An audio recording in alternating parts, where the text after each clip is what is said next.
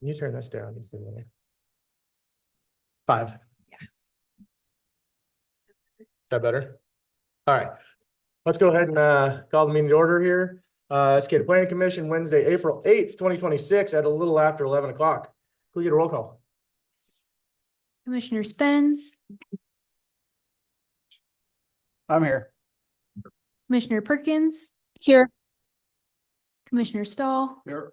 Chair Wheeler, Here. Commissioner Eisenberger, and then we have PGE Rep Aldos, Yes, here. and then it looks like Commissioner Carpenter is absent.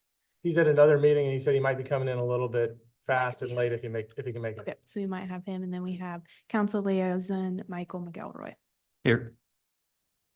Excellent. Looks like we have a quorum. So, first item of business is our approval of the March 18th, 2026 meeting minutes. I was absent at that. I believe you took that. Yep. All right. So we'll need a motion and a second to approve those. I make a motion to approve the last minute meetings. And second. Any discussion needed? Doesn't appear so. So all those in favor, please raise your right hand. Yep.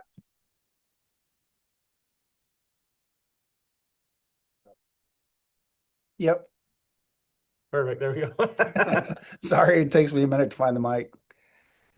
All right. Looks like we had a 4-0 vote on that. I'm gonna abstain because I wasn't here. Moving right along. City updates. Commission business, city updates. Okay. Make this one short. Because it's only been 2 weeks since the last update. Go ahead and go to the next slide. Okay, water treatment plant. We're moving right along on the updates of the water treatment plant. We're currently working on the bids for the Clearwell, which is one of the big tanks. It helps us with the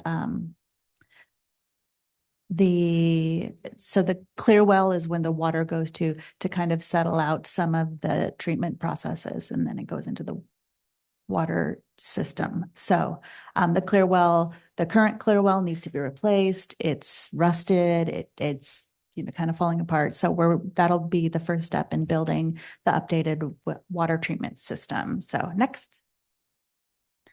And then the wastewater plant, we are plumbing right now for the MBR, which is the membrane building, which also houses the UV, which is the treatment that we use to kind of clean it, the sanitize it, and mechanical buildings. So the plumbing's going in there, and we're also starting to receive equipment such as the blowers, the pump skid, feed forward pumps. Everything's coming in really sooner than we had expected. So that's great. Things are moving along. The winter's been really dry and warm, so we were able to just move things along. So we're doing great on the timing for that project. Next.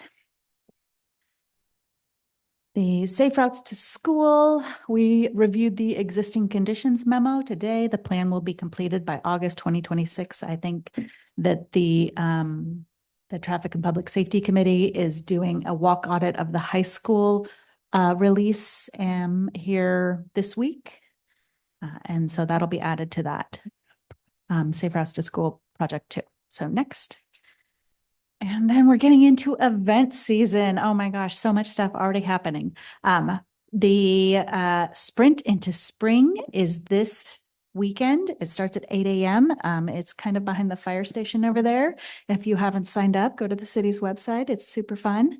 And then next is our Safety Fest and Bike Rodeo. We are partnering with Estacada Fire District and Todos Juntos in order to do a all things safety. So you can learn about wildfire preparedness, learn about bike and helmet safety, learn about, water safety, all kinds of things. So please join us at Wade Creek Park on May 3rd. And then right after that is Cleanup Day. You can find more information on the city's website, but if you are a local resident inside city limits and an Arrow customer, you can drop off your oversized garbage. Conditions apply, check the website. And then Uncorked is June 6th. That is our wine and spirits event. It'll be in downtown Broadway. And we look forward to seeing you there. And that's the end of my updates. Any questions? As far as timeline on wastewater treatment plant, are we still, We're doing excellent. which We- translates to Mm. which year? Which it'll still be completed in 2027.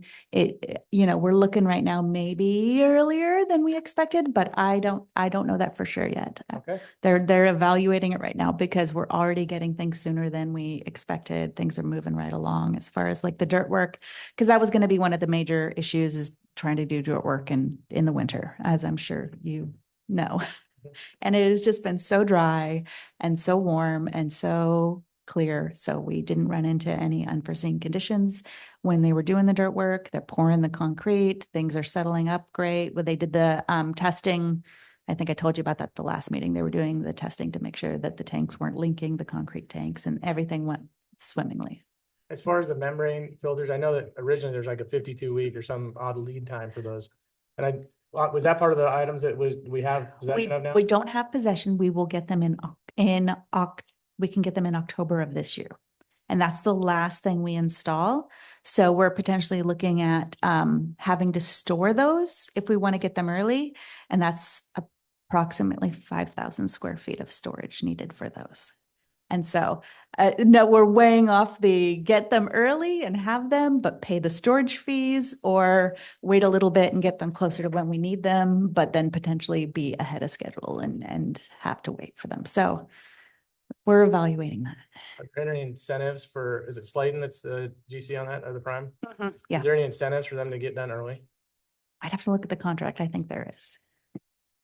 Push for early. Just my opinion. All right, thank you. Any other questions? All right. Committee 101 and state ethics. So this is, You get to watch a video. oh, I recorded that. all right, everybody grab a cup of coffee. I think it's only 7 minutes. Okay.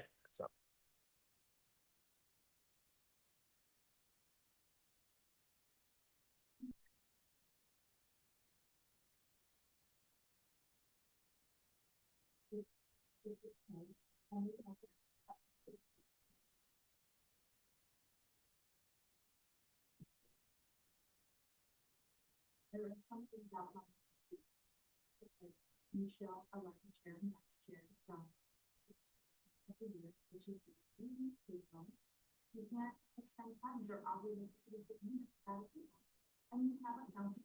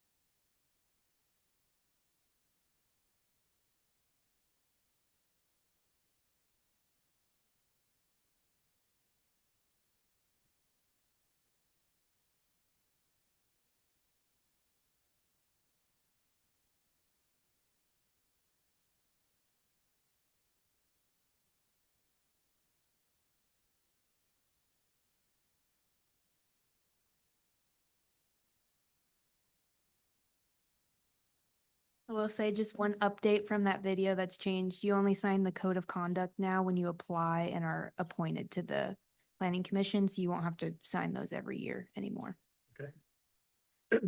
Any questions? And are we fully fully filled up, or do we have any vacancies coming up? No, Ryan, Ryan had to resign. Tucker, Tucker, yes, sorry, Ryan Tucker, Okay. yes. And so did we review applications last meeting or? you haven't received any applicants, so you'll review it when you get some. Okay. Yeah. And that should be coming maybe next meeting or something soon? It's already open, so people can apply now. So whenever Okay. you get an applicant, if we get one between Yes, now and the yep. next meeting, it would be on your next meeting. And then do we have a deadline for that? Or is it just if one person puts their application in and they're the only option? Okay. Yes. Yes. Okay. Yep, and you don't have to live inside city limits to serve on the planning commission. You could live inside the school district boundaries. Okay. I think. Fantastic. yeah, Thank Yeah, you. for that position that's open. Yeah, I think a certain amount have to be within city limits and then the rest can be outside. But all of that's online with the application, so people can confirm it. All right. Sounds good. With no further questions. We need to appoint a chair and a vice chair.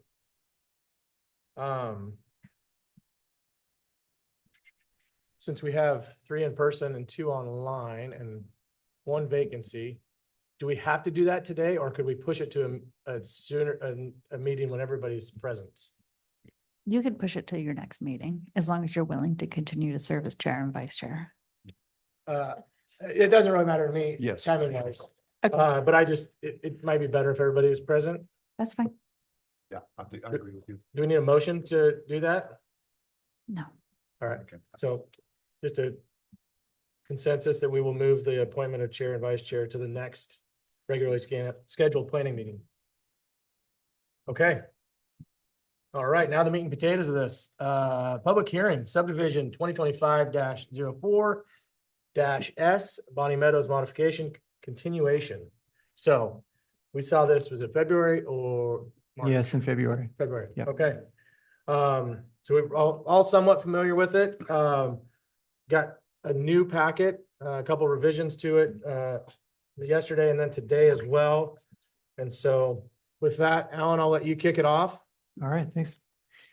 So I am going to present my staff report and recommendation for this application. It's quite similar to the one in February. There's just a couple additions. So let's go ahead and do that.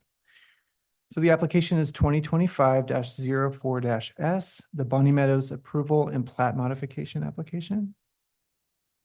Okay, the applicant is Roseanne Johnson of Schwabe, who is in the audience today.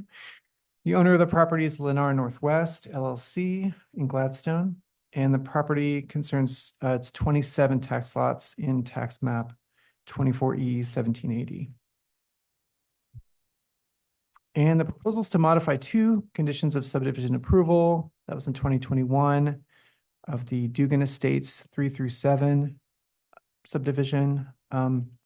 So to modify the 2 conditions of approval for that and 2 notes on the Bonnie Meadows subdivision plat in order to allow fencing, site obscuring fencing, and landscaping within designated water quality buffers. And we received comments from Kurt McLeod, the city engineer.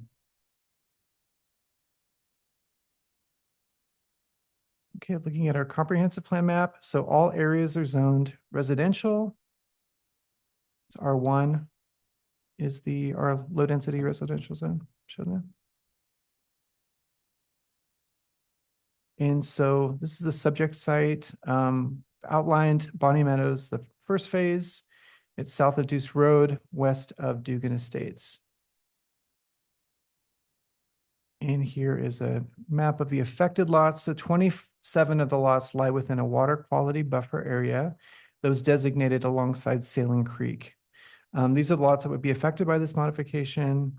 And the applicant has shared an abundance of new visual materials with the Planning Commission, and we'll be presenting those shortly. So I will refrain from taking up any more time. with that here. Okay, just to give a little background, I'm gonna just go through the timeline here. So the application for subdivision of the development Dugan Estates 3-7 was approved in September of 2021. This past July, when site improvements were underway in advance of subdivision plating, a member of the development team reached out to the city to request clarification about condition of approval number 20, which limits development in designated water quality buffer areas along Sailing Creek. After reviewing the findings and conditions included in the council's original subdivision approval and consulting with staff and management, planning staff informed the developer that the city would consider any ground disturbance, including fencing, decks, patio foundations, or landscaping within the Sailing Creek buffer, to be a violation of conditions. In November, this is November 2025, the Bonnie Meadows subdivision plat was approved and recorded. In December, an application for this subdivision approval modification was submitted to the city. The first planning commission hearing was held in February. And at that meeting, the applicant requested that the hearing be continued to a future meeting. The next meeting the applicant could attend was April. And so the continued hearing is happening right now on April 8th. Just last week, the city received a letter from DEQ, Department of Environmental Quality, informing the city that several areas of non-compliance with state water quality standards were discovered on the Bonnie Meadows site during an inspection in late March. And that letter is included as a new exhibit to the staff report. I believe it's exhibit number 7. So I just want to mention here that staff included the letter as an exhibit in the interest of keeping the Planning Commission apprised of this recent and unfolding development on the Bonnie Meadows site, and invites the commission to direct any questions they may have regarding this notice to the applicant following their presentation. Speaking of the applicant, earlier this week, they submitted additional materials for Planning Commission's consideration. Those materials were also included as an exhibit to the staff report. It's exhibit number 8. Okay, and these are the applicable code sections. So apart from EMC 16.112, which outlines the procedural requirements for modifying a subdivision approval, the development code has no specific code criteria regulating what can be modified or to what extent. That said, there are a handful of standards that relate more or less to the modification request, which staff was able to make findings for. And staff finds that the request to allow fences, site obscuring fences, and landscaping within designated water quality buffer areas can either meet all relevant standards or do not conflict with them. And so staff finds that staff recommends approval of this modification request with 3 recommended conditions. I'll just go over those briefly. So the first is to amend conditions 20 and 21 in the original subdivision approval to allow fences, site obscuring fences, and landscaping within water quality buffer areas. Second is to require a revised subdivision plat to be submitted to the city that includes changes to the plat notes regarding allowances in the water quality buffer areas. And the third is to require the developer to install only native plants and vegetation in the water quality buffer areas. And that concludes my presentation. The next steps will be, we'll hear from the applicant. They have a presentation that they would like to give the commission. We'll hear from the public. Any public comments? Commission is free to ask questions of staff or the applicant. And then we'll be looking for a motion to recommend approval as presented by staff, approval with changes, or denial of findings. Thanks. All right, thanks, Alan. So before we enter the public hearing portion, have the applicant come speak. Planning Commission, do you have any questions, concerns? Obviously, we've had some concerns because we're here again. Anything we need to discuss at this point in time? I mean, I have a lot of concerns about the DEQ stuff. I don't know if I need to ask that now or of the applicant. Staff has no information apart from what was in the submitted letter. So I think it would probably be most productive to ask the applicant. Okay. Any other questions? Okay. let's do this. I'll read my statement about evidence, and then we will ask the applicant or representative to come forward. I'm going to close the planning commission meeting and open the public hearing for this said. I'm going to make it official 2025-04-S. Do any members of the commission wish to abstain or declare ex parte contact? All right, so this is for the applicant. An issue which may be the basis for appeal to the city council must be raised prior to the close of the record at the final evidentiary hearing on the specific application. Such issues shall be raised with sufficient specificity as to afford the city council and all parties an adequate opportunity to respond to each issue. Failure of an issue to be raised at the hearing in person or by letter, or failure to provide sufficient specificity to afford the city council and the parties an adequate opportunity to respond to the issue precludes the appeal to the city council on that issue. With that being said, would the applicant please come to the microphone, introduce yourself? Ah, you're already here. Look at that. We're obviously, I think. You can see we're quite eager. Thank you, Chair. And I just wanted to start by thanking staff and the Planning Commission for accommodating our schedule. We were unable to make the meeting last month. I think that the customer service here in Estacada is really, really good. And I think your planning staff has done an excellent job working with us on this. So just to remind you, my name is Garrett Stevenson. My address is 1211 Southwest 5th Avenue, Portland, Oregon, 97204. And my address, and we're on the 18th floor if you want to take that down. But today I'm with David Force, who's right behind me. He is our one of our client representatives, along with Roseanne Johnson, who's also behind me, and then with Ray Moore, who's sitting right next to me. And we brought Ray in because he was the project engineer on Dugan Estates, and I thought it would be important for you to have him available to answer any questions you may have. And he also has some comments about how this particular condition came apart. I want to start out by just noting for the record that we concur with staff report and concur with the proposed revision to the conditions. To set the stage a little bit, I understand that there was some concern about having an approved subdivision then coming in to modify it. And modification of a subdivision is actually quite typical. In most communities, we need to do that, especially on a complicated project for one reason or another, because when you get into construction, you may run into something that neither you nor the city had identified or anticipated before.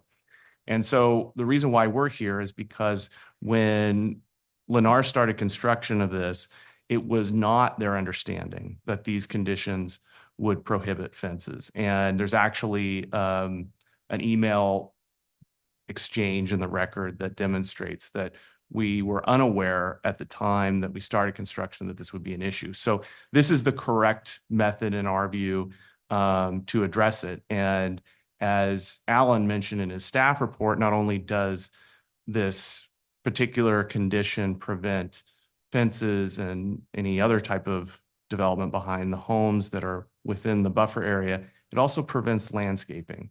And so we were aware of that, and then also aware of the concern of this planning commission about a desire to have more native vegetation within the buffer. And so we went back and we looked at our current plan, and we decided that we need to have more native landscaping within the buffer, which was not originally proposed.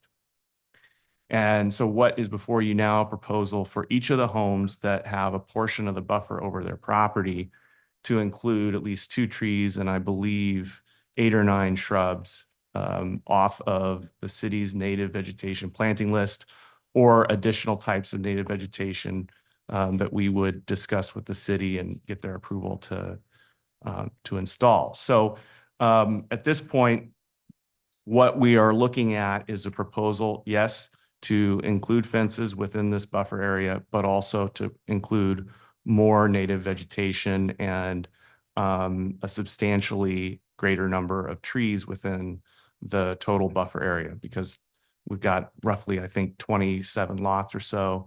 And 2 trees for each one of those is a substantial number of additional trees that will be planted along the rear of the homes near the existing pedestrian path. So that's the primary revision that you're seeing today. Elena, could we start our PowerPoint? Because I just want to illustrate this with a couple of PowerPoint slides.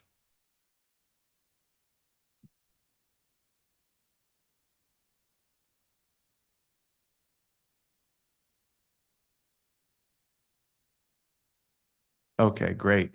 The other thing that we heard loud and clear was a need for more illustrative visual aids to explain kind of what we're trying to do. And so if it's okay with you, Chair, I'd actually like to get up and point at what we've got on the screen here. Please do. Okay, so as you probably know from the staff report and what we've submitted, Track B, which is currently platted, includes the pedestrian pathway. Oh, sorry.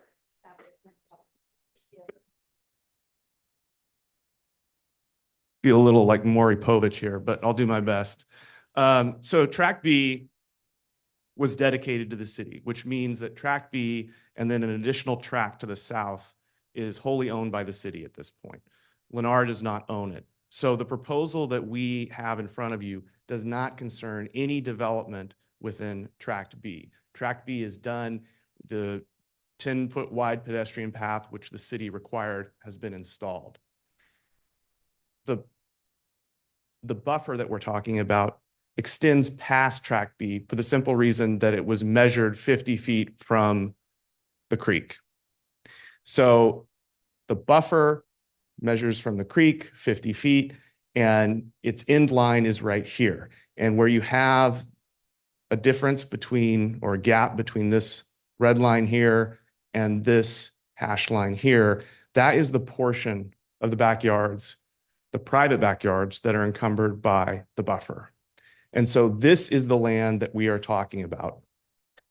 And each one of these lots, you're going to have houses here, and then their backyards are going to be here. And as it's currently approved, these folks can have fences up until this line, which is frankly not very far from the backs of their homes and not in this area. And the reason why we're concerned about this, and I mentioned this in February, is that if they are unable to fence their backyards, they're going to have the public walking along and able to access their private property.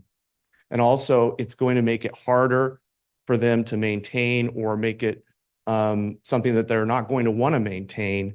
So our concern was, in addition to the fact that they need to have some privacy and be able to use their backyards, is that this would actually result in essentially a bunch of, noxious weeds and non-native vegetation that would grow up over time, because it's just really hard to maintain a portion of your yard that is outside of your fence line.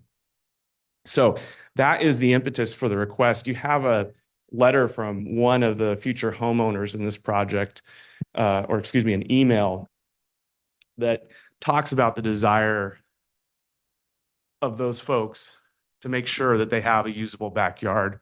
And I certainly would want to have that, as I imagine you would want. So that is why we're here today. Can you advance it one slide? I want to make sure that we're showing what we got. And so you can see the 2 different buffers that we're dealing with. This is a little bit more detailed, but you have a 70-foot buffer along Curran Creek, and then a 50-foot buffer along Sailing Creek. And as staff mentioned, this buffer was not required in this zone. There's nothing in the code that requires it.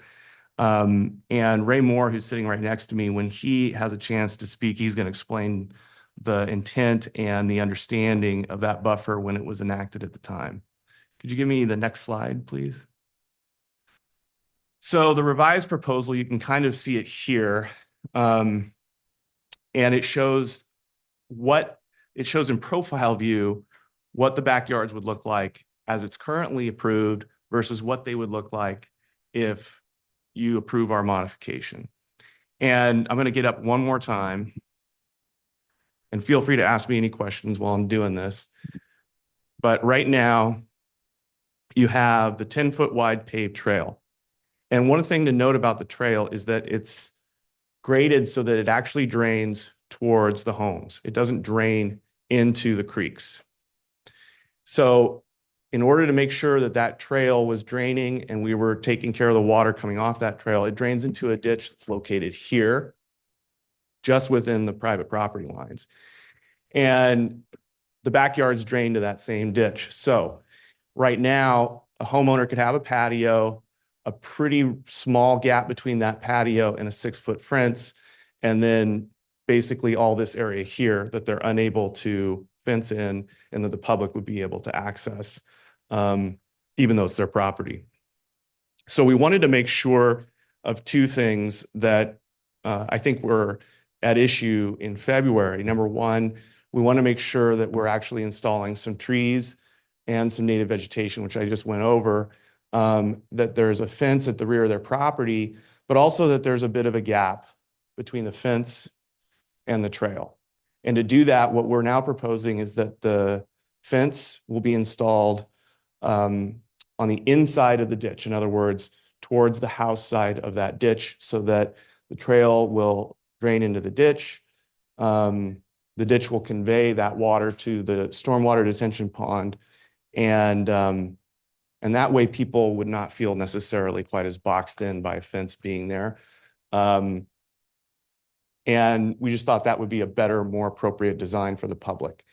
So that is a diagram of what we're proposing. Do you have any questions on that? Because I know we did a subpar job on the visuals last time. Oh, yeah. So here's another visual that illustrates the change that we're proposing.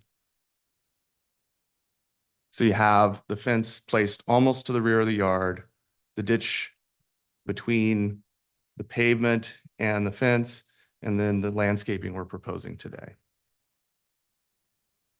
How deep is that ditch between the proposed fence and the walkway? So in the last couple rains we've had, that's already been overwhelmed over the walkway and into that area. You can see by the silt and the drainage in there.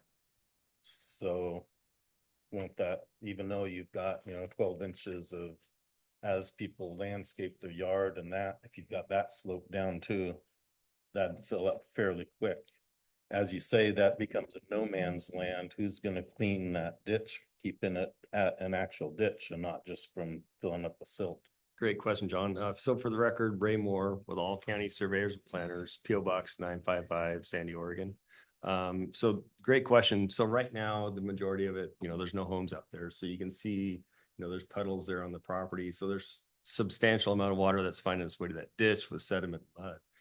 Reality, once the homes are built, the downspouts are connected with hard pipes to the gutter. So all of that water that is now sheet flowing potentially into the ditch is going to be directed to the street.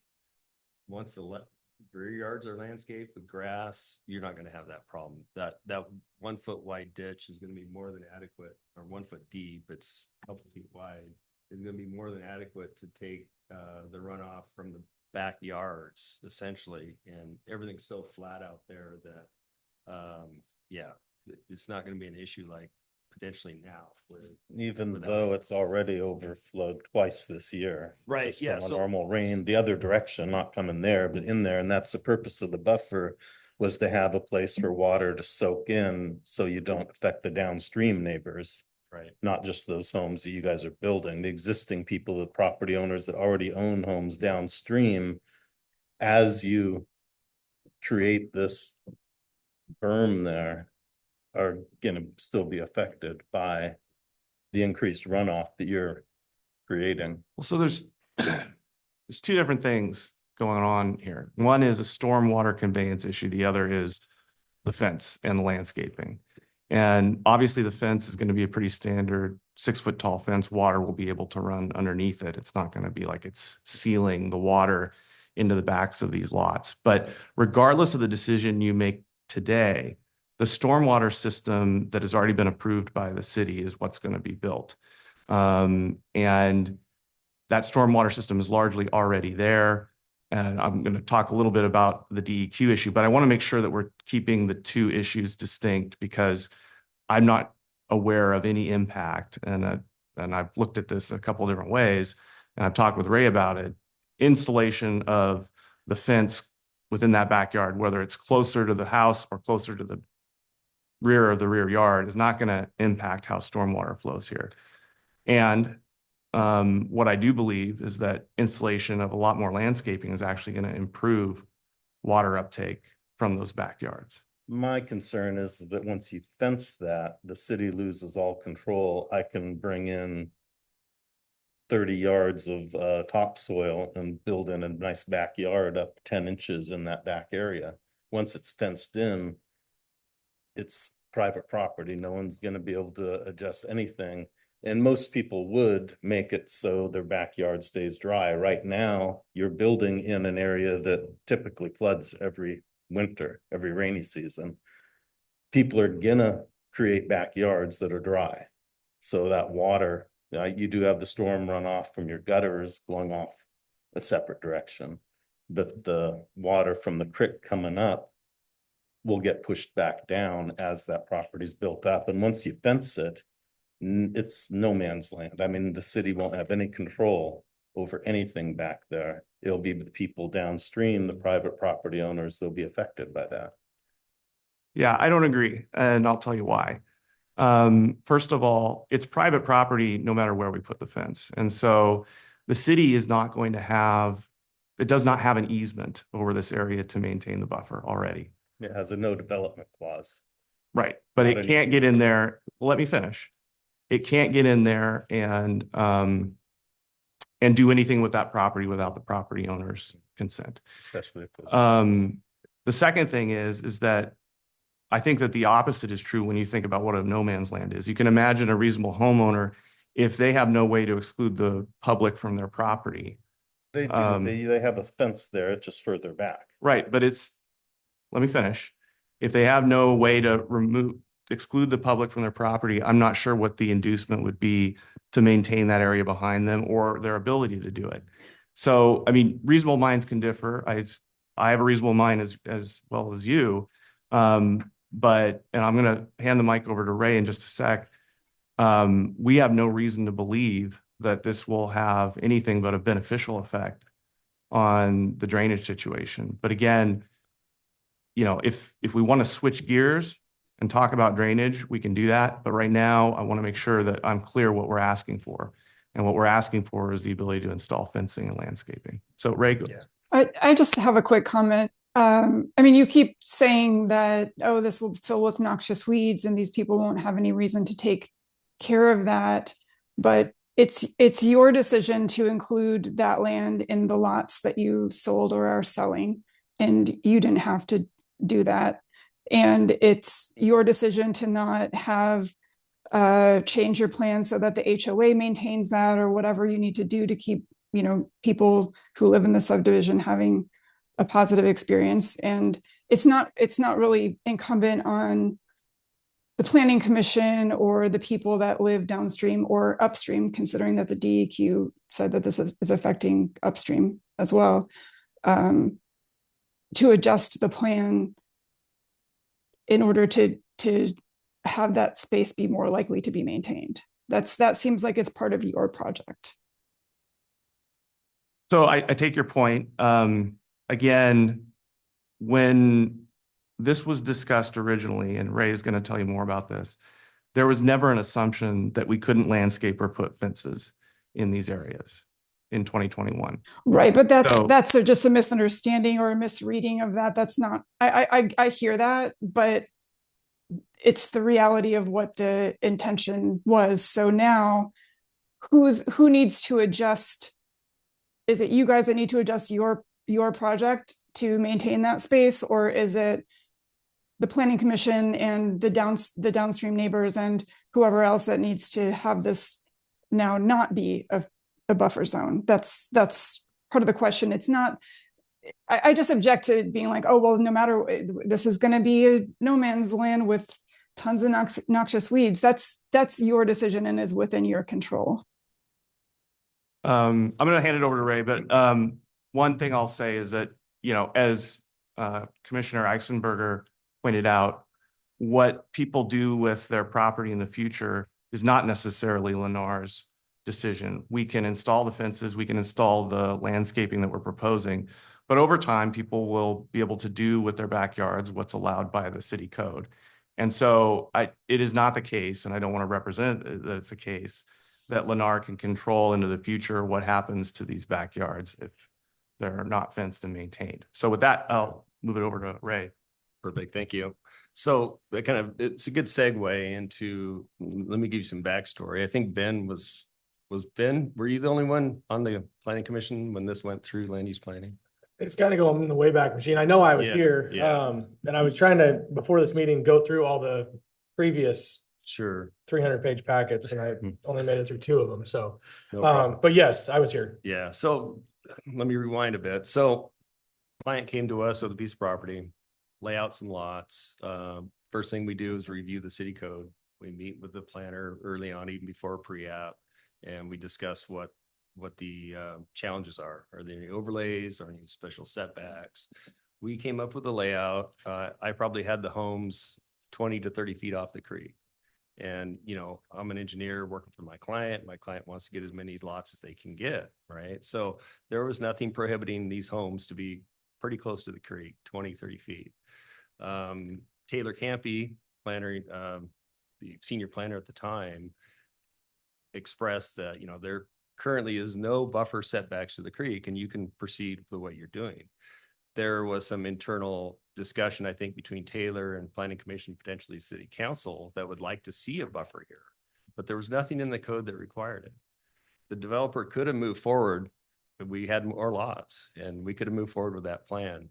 But he, with the understanding that the homes were going to be pushed back 50 feet from the creek, he was willing to do that. We moved the street, we adjusted the layout to make sure there was room for the house between the 50-foot buffer and the street. And the city agreed, to not require the buffer to be in a tract. The city agreed that we could plat the lots into the buffer so that the houses would fit between the buffer and the street, and then the people could enjoy the backyard with a conventional fence and landscape. That was the understanding from day one. Now, I think what maybe happened through crafting the condition of approval, it became a little more vague, and maybe it could have been more specific as to what you can do and you can't do in there. And at the time when we went through land use planning, we reviewed the conditions of approval. We were fine with the conditions, knowing that our understanding was it was basically just a setback from the homes. And so there was no appeal.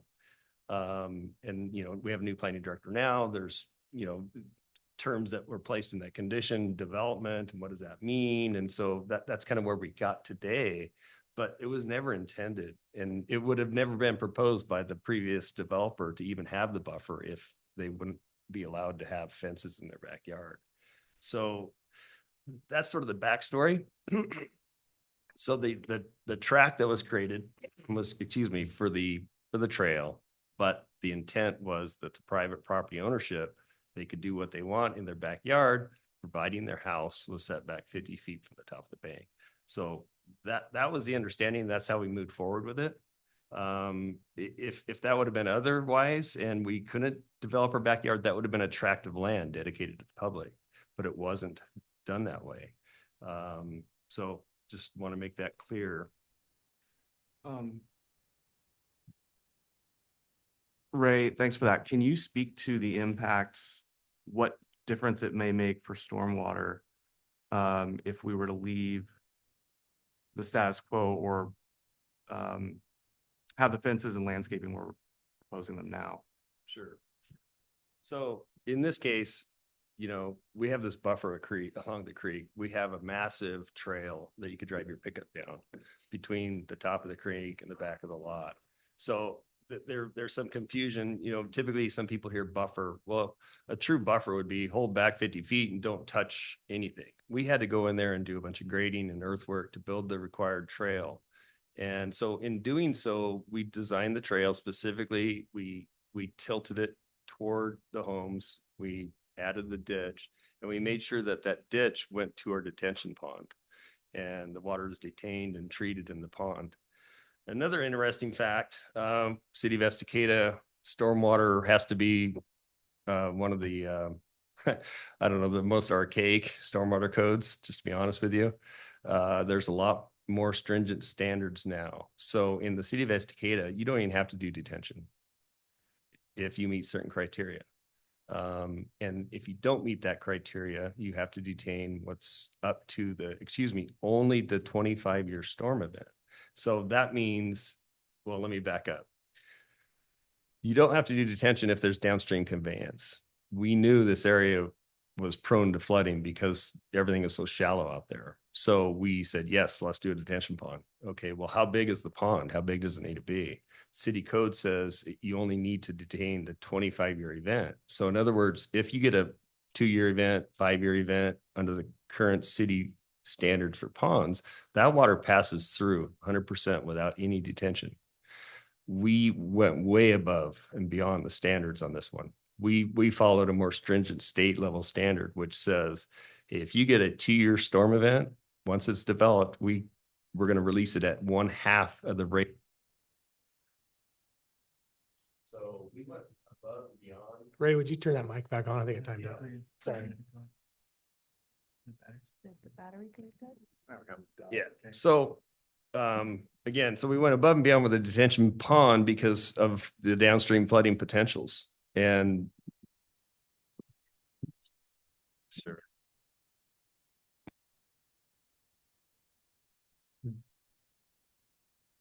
I know. Where did I leave off? No problem. Thank you.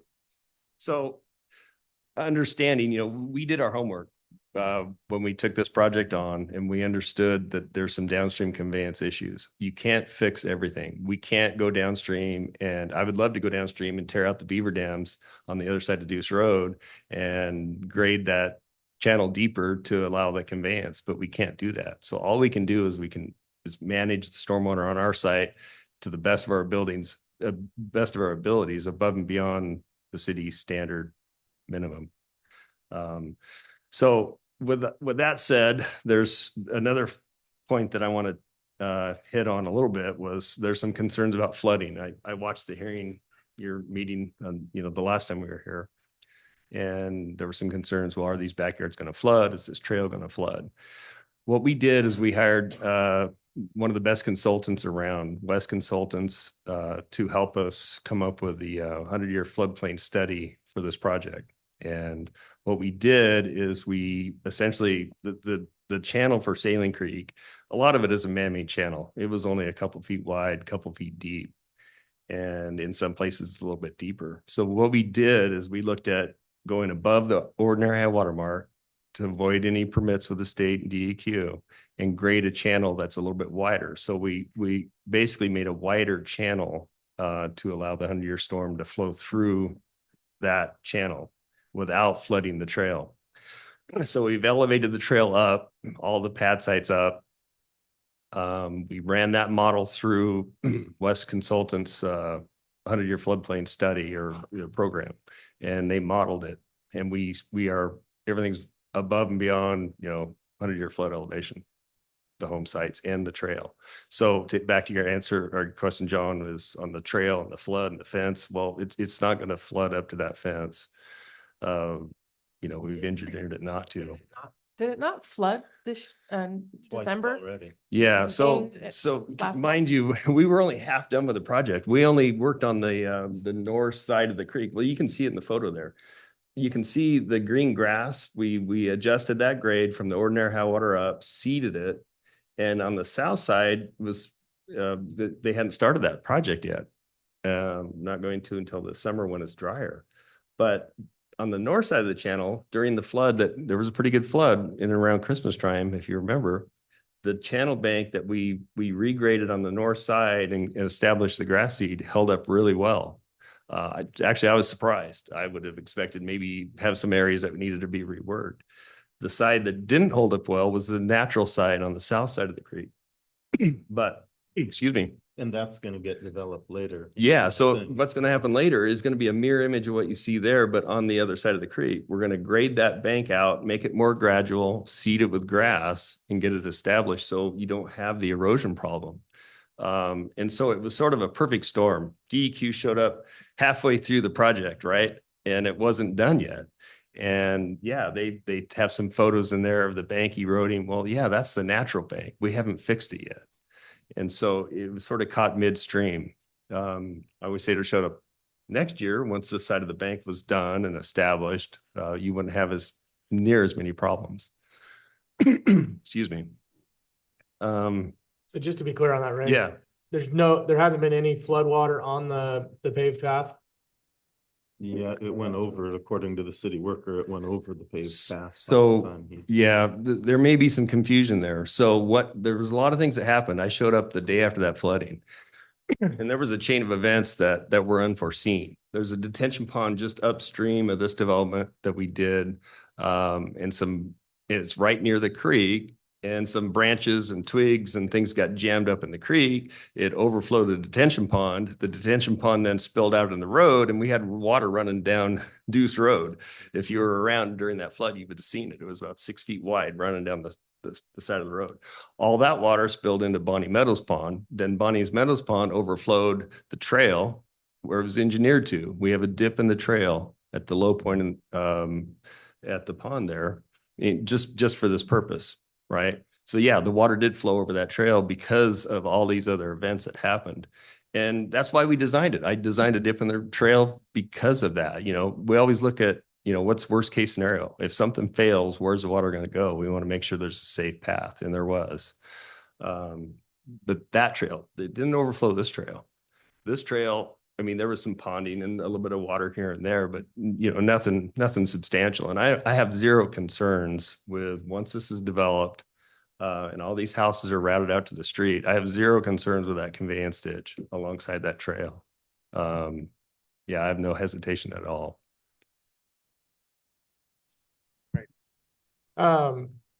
Before you go on here, Tara, do you want to ask your question on the DEQ stuff while we're kind of in that realm? Yeah, I mean, they've asked for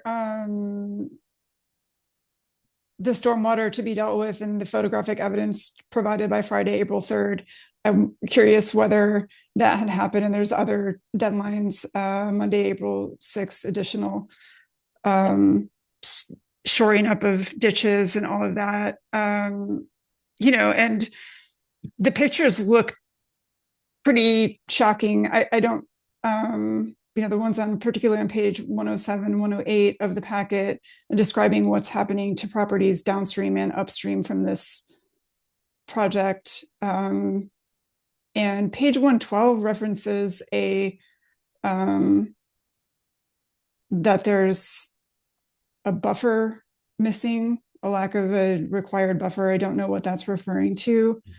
I'm not clear on, you're like, oh, when this other part of it's built up, we're building up some side of the creek. What is that plan? Are you supposed to or allowed to be building up sides of natural creeks? How are you working with this? And how are we supposed to make a decision that is in part based on the location or buffers of this creek when we don't know whether there's going to be actions from the state? It references fines and possible departmental orders.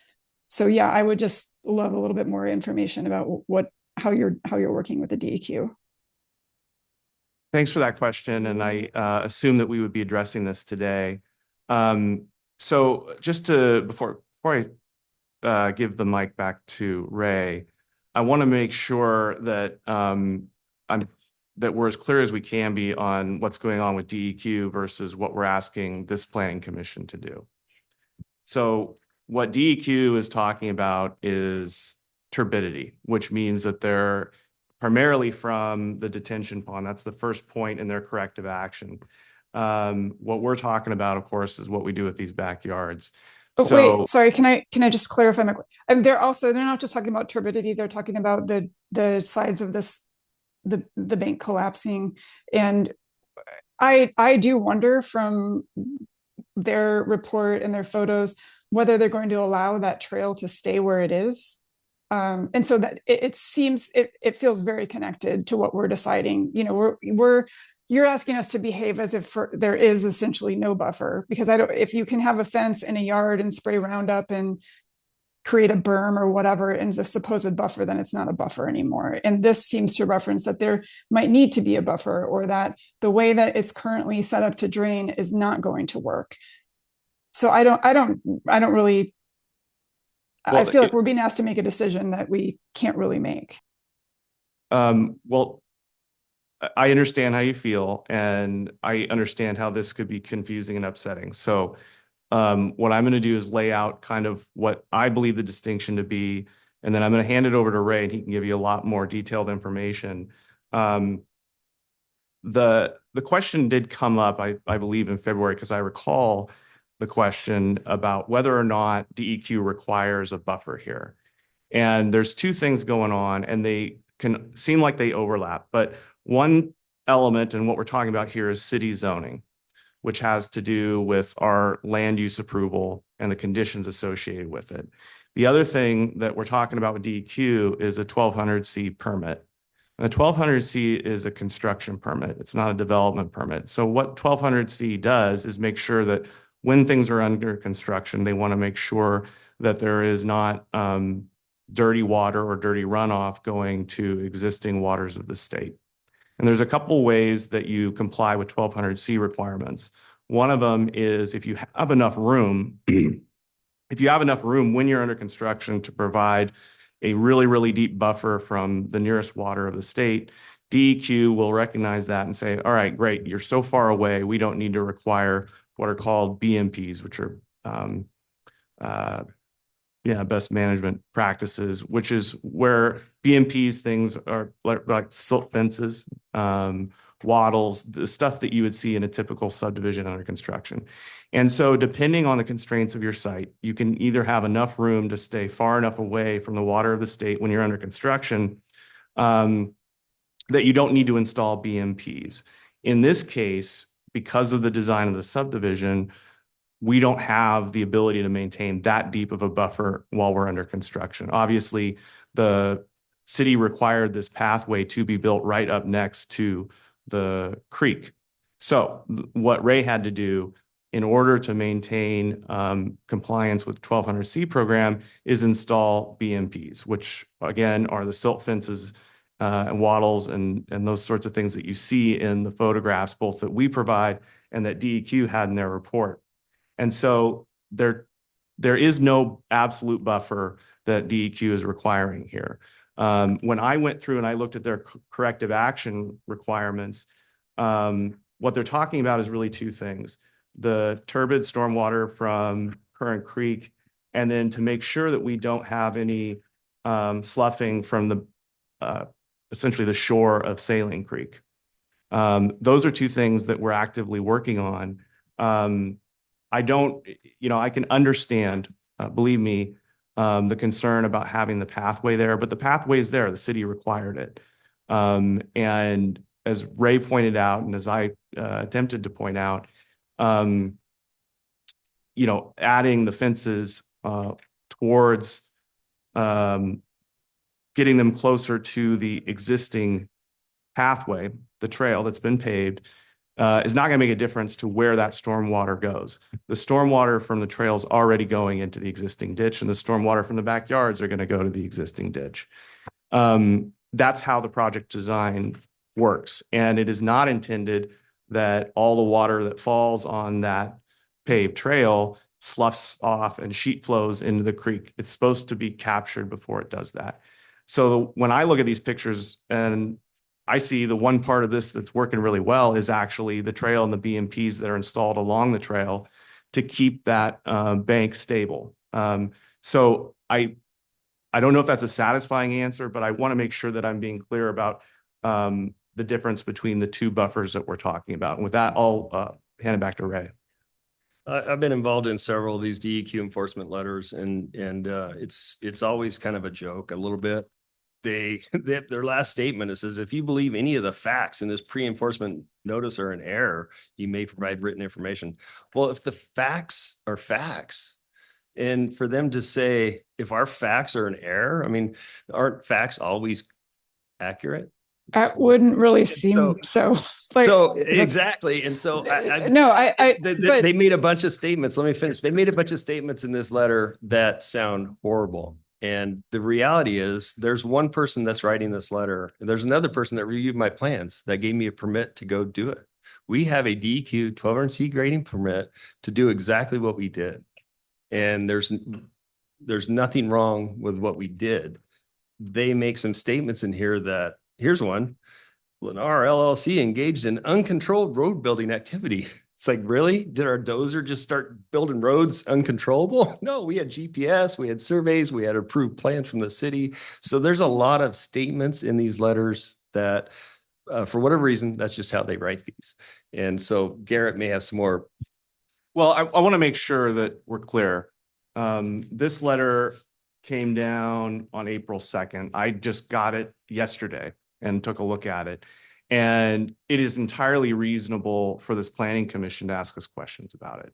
And it's entirely reasonable for the planning commission to ask itself, how will allowing fences and landscaping in these backyards affect what's going on here, which again is a bank stabilization issue and a turbidity issue.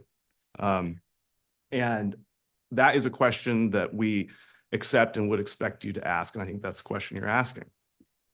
So yeah, I guess, I mean, I get it if professionally you've received these before and they're not always things that are agreed with, but I mean, a joke or not, I wouldn't take it as a joke. And from the visuals of the, you know, whatever they say is what they've said, but the visuals, it's clear that there are negative impacts of what's going on, and some it looks, I'm not an expert, but with the, you know, especially with where it's going, where the pipe is going under the road, that looks like a mess, what's going on there. And if I was downstream from this, or according to them, again, upstream, since they're saying that it's causing upstream shearing, I'd be upset. And it's not, I would want to think that you guys as home builders are taking this seriously enough to, you know, whatever hyperbole language they're using aside, to deal with them on it and to address the issues. yeah, and as I said, we're absolutely taking it seriously. And when I'm actually looking at these pictures, Commissioner, that you mentioned, and I think this is consistent with what Ray was trying to say, which is that you have a portion of the creek with development on one side that's protected by a silt fence. And then you have a portion, and I guess they're both protected by a silt fence, but the portion, and if you look at these pictures, because I wanted to make sure that I'm right in my suspicion, the portion of the bank, for the most part, that is along the pathway that the city required us to build is in good shape.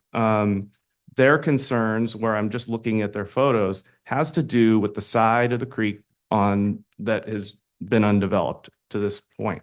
And I think that's what Ray was trying to say. So where we are actually able to get in and engineer and do the work that we're permitted to do, things have worked well. Where we have a lot of erosion on the other side of the bank, the opposite side of the bank, that's where things, in DEQ's view, are problematic.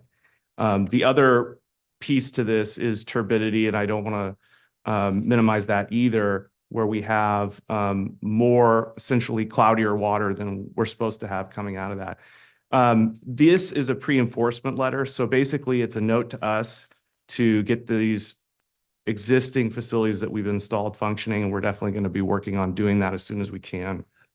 But again, the question I'm asking myself is, you know, is there fundamentally a problem with how this pathway is working that would affect these backyards? And I don't think we're seeing that in this enforcement letter. I'll just say that as clearly as I can.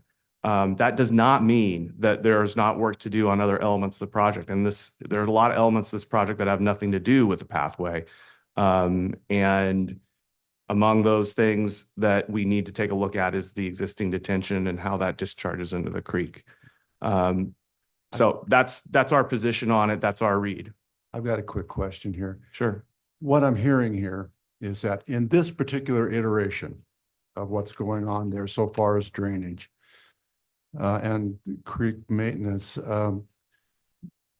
you said that when you finish the complete project here, that this should withstand a 100-year event? Yes.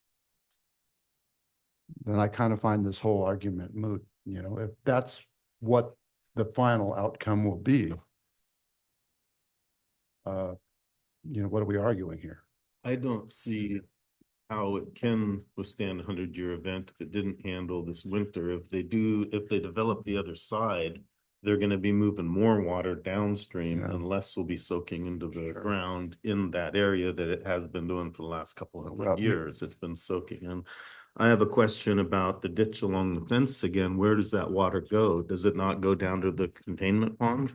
So correct, yeah. it So the continues more to you flow. do that, the containment pond by the DEQ is already overflowing and going over the banks and having problem leaking So you into guys- that next creek. Yeah, I mean, Downstream. we So could have a discussion about how the stormwater works, or we can have a discussion about the buffer. And I thought we were here to talk about the buffer. they're kind of Because- intertwined. You can't separate it. Well, whether the buffer's there or not, the storm system's the same. So yes, it is the same. It would work whether you move the fence up the hill or move the fence down the hill. It doesn't matter. The storm is going to function the same. The Well, roof the water. difference is if you put a fence over the buffer, then people are gonna fill up. They're gonna plant grass, they're gonna bring in bark dust, they're gonna use Roundup, they're gonna do all the things that's gonna make even the 5-year high water mark flow more downstream instead of saturating the existing ground. But That's the the fence- purpose. So of that's the buffer. part I disagree with, The sir. fence location Res- prohibits somebody from using Roundup on the other side of their fence on their property? Not necessarily, but it's Okay. gonna be in the public view. I mean, if you do, once you fence it off, it's definitely out of the city's I mean, no one's gonna control what happens behind a fence. Well, and I think they're right that that homeowners are not going to take care of a space. They're not going to go around. How would they even get to the space behind the fence? They're not going to go around there, and they're not going to take care of it. If this was my project, I would, as the HOA, would take on management of that space. If there was a buffer here, that's what I would do if I was trying to sell these houses. I But wouldn't just let them go feral. I do want to clarify that the city does have an ordinance regarding noxious weeds and vegetation. So whether it's inside or outside the fence, the city ordinance would require you to maintain your property. So I think we have a disagreement about what we would expect reasonable homeowners to do. I think it's fair to say. I think though, at the end of the day, what we've heard is that where we put these fences is not going to affect the function of the ditch that we have. I mean, Ray is the only engineer up here with me, and I think that he's right in explaining that. Obviously, Commissioner, you disagree, and I respect that. I understand. One of the things, there's a couple of things that I'm thinking about because I want to accommodate the concerns I'm hearing as best we can.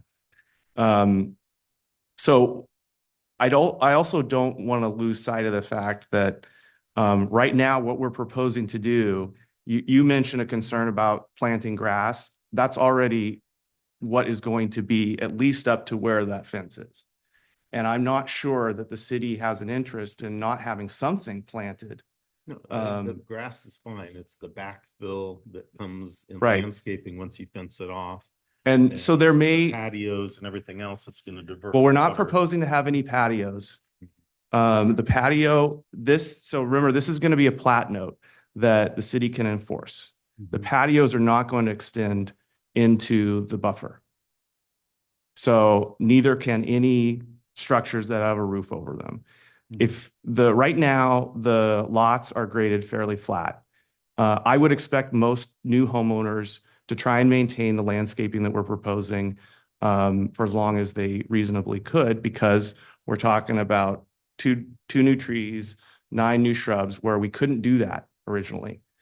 And you may disagree with me, but my intuition is, and my expectation is that's going to result in a better appearance and a better functioning of those areas, including the buffer, than what we would have if we just planted grass and had the city periodically coming in and telling people to get rid of noxious weeds.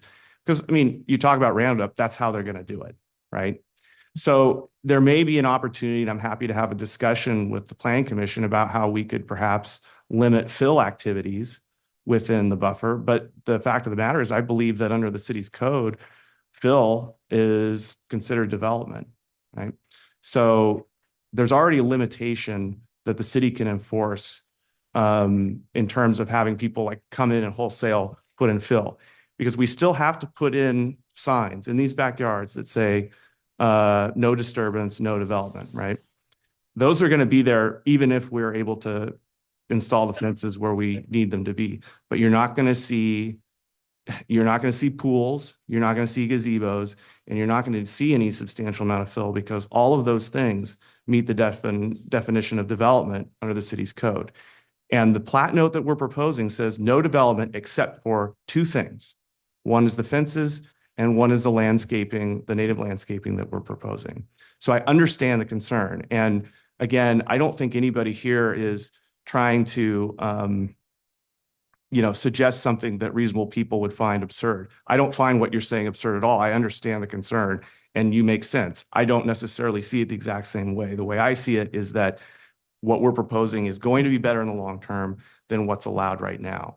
And I totally understand the concern about the DEQ stormwater issue. But again, the best I can do as far as assuring this planning commission about how that impacts what we're asking for today is that, again, the one thing that I see working really, really well is how we're dealing with the stormwater from the paved path. And the stormwater from the paved path is important because I think that we'd be having a very different discussion if we were talking about these backyards just sheet flowing straight into the creek, but that's not what's happening. That stormwater is being directed to the stormwater detention facility. I went out and looked at it right after I was here in February, and it was not overflowing.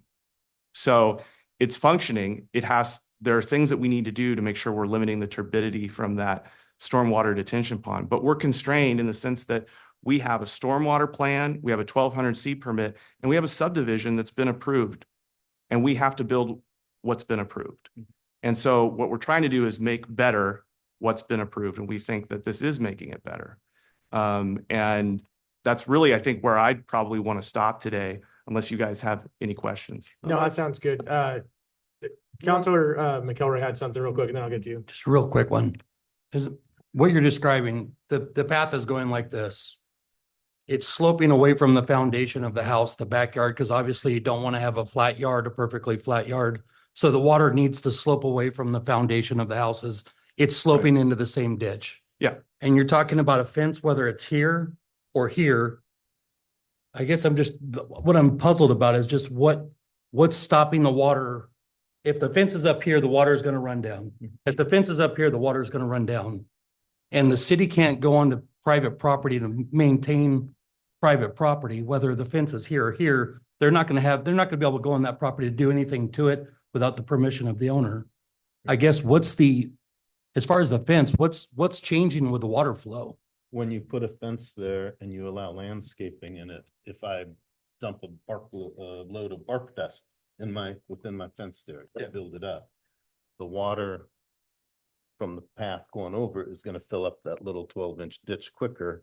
It's going to go in there. The runoff from the bark dust and everything else is going to go into that ditch and go into the retaining pond that's already inadequately sized for the runoff that's going there according to DEQ on it. So a fence would allow people to do whatever they want in the buffer zone, and that pretty much eliminates the buffer zone. The purpose of a buffer zone is to allow water saturation into the ground so it doesn't go downstream into the creek. I don't know Seemed that like that's the there'd be, intent of the buffer. seemed like that'd be more, like you're gonna have One bark of the dust in intent- there either it's one of way. the main intents is that So- you don't want Well- to flood the people that Yeah. are, that farm that's been there 100 years, just, 100 yards downstream. It's unfair to him to turn his pasture into swampland because these people want to maximize their profits and their development. Okay, And, hang on just a second. Some of those comments are your opinion and not based on fact. This whole area was a floodplain that Mhm.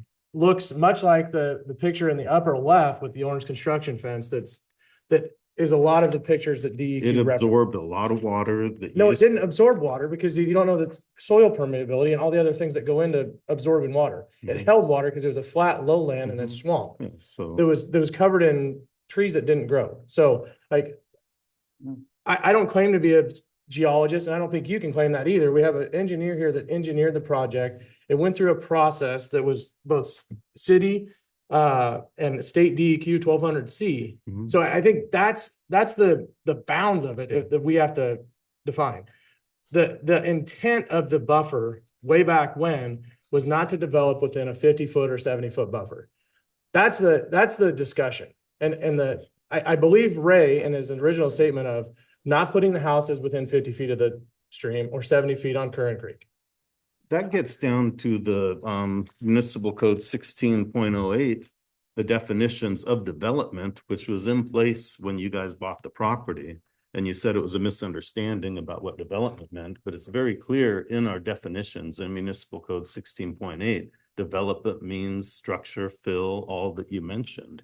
So there was no misunderstanding. Maybe someone didn't do enough homework to look in the code to see what development meant when it was included in that, and you bought the property with the word develop, no development in the buffer zone. You purchased it and it's very clear in our code what development says. There's nothing vague about that. So I didn't hear a question there, so I want to respond to something that Commissioner McElroy was talking about, which is what's going to happen if we don't allow this? What's going to happen is we're going to plant grass and we're going to install bark dust, and there will be no fence around it. And what becomes of that after the homes are sold, I don't know. And I don't claim to know exactly what every homeowner is going to do. But I'll just reiterate that we still are talking about a no disturbance rule for the portion of the buffer that's within these backyards. Even though we have a fence, and even though we're proposing to install native landscaping, the homeowners will be prevented from disturbing that area. That would include fill, that would include all the structures that I mentioned that they may want to have in their backyard, but they won't be able to have those.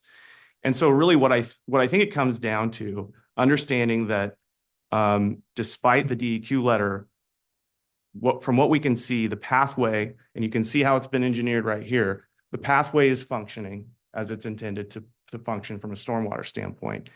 My guess is that the more vegetation that we're allowed to put in those backyards, the better it will work from a stormwater standpoint. But I'm not an engineer, nor am I a biologist. That's just what I've observed as a homeowner.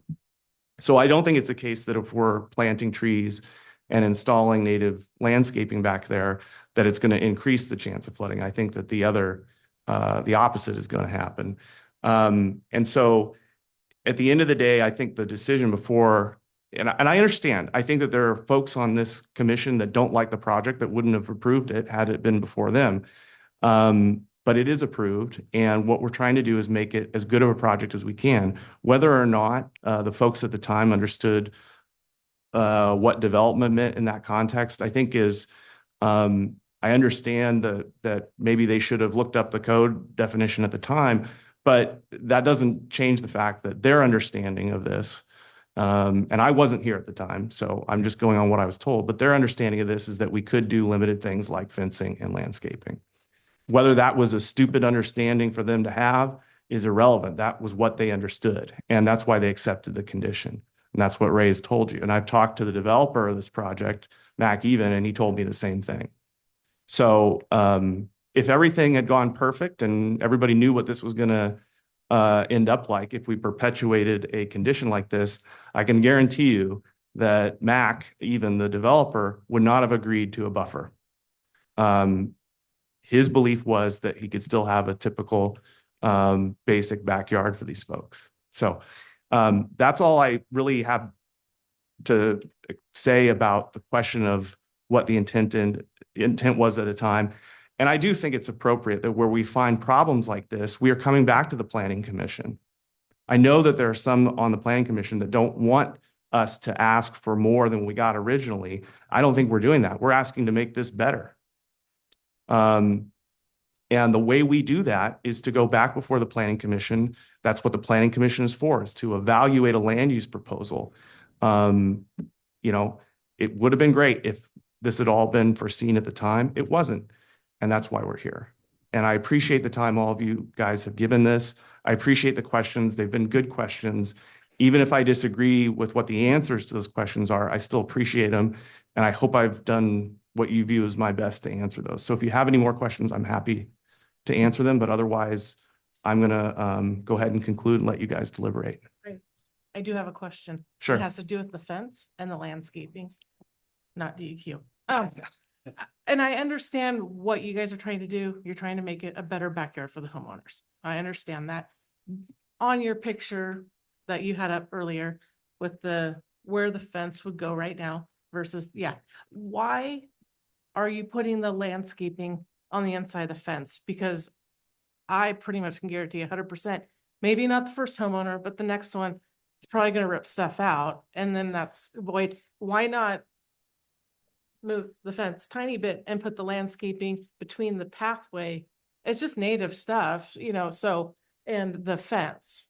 And then, yes, vegetation does help with water runoff and all of that. I'm just, this is, I guess, a curiosity question, why you were putting it on the inside when once a homeowner has their backyard, I know it's an HOA, so there are rules, but they're probably going to rip stuff out and change stuff out. Yeah, I mean, they might, and that's true. We wanted to give them the best start we could because originally, and the current proposal is we can't give them any landscaping at all other than some grass.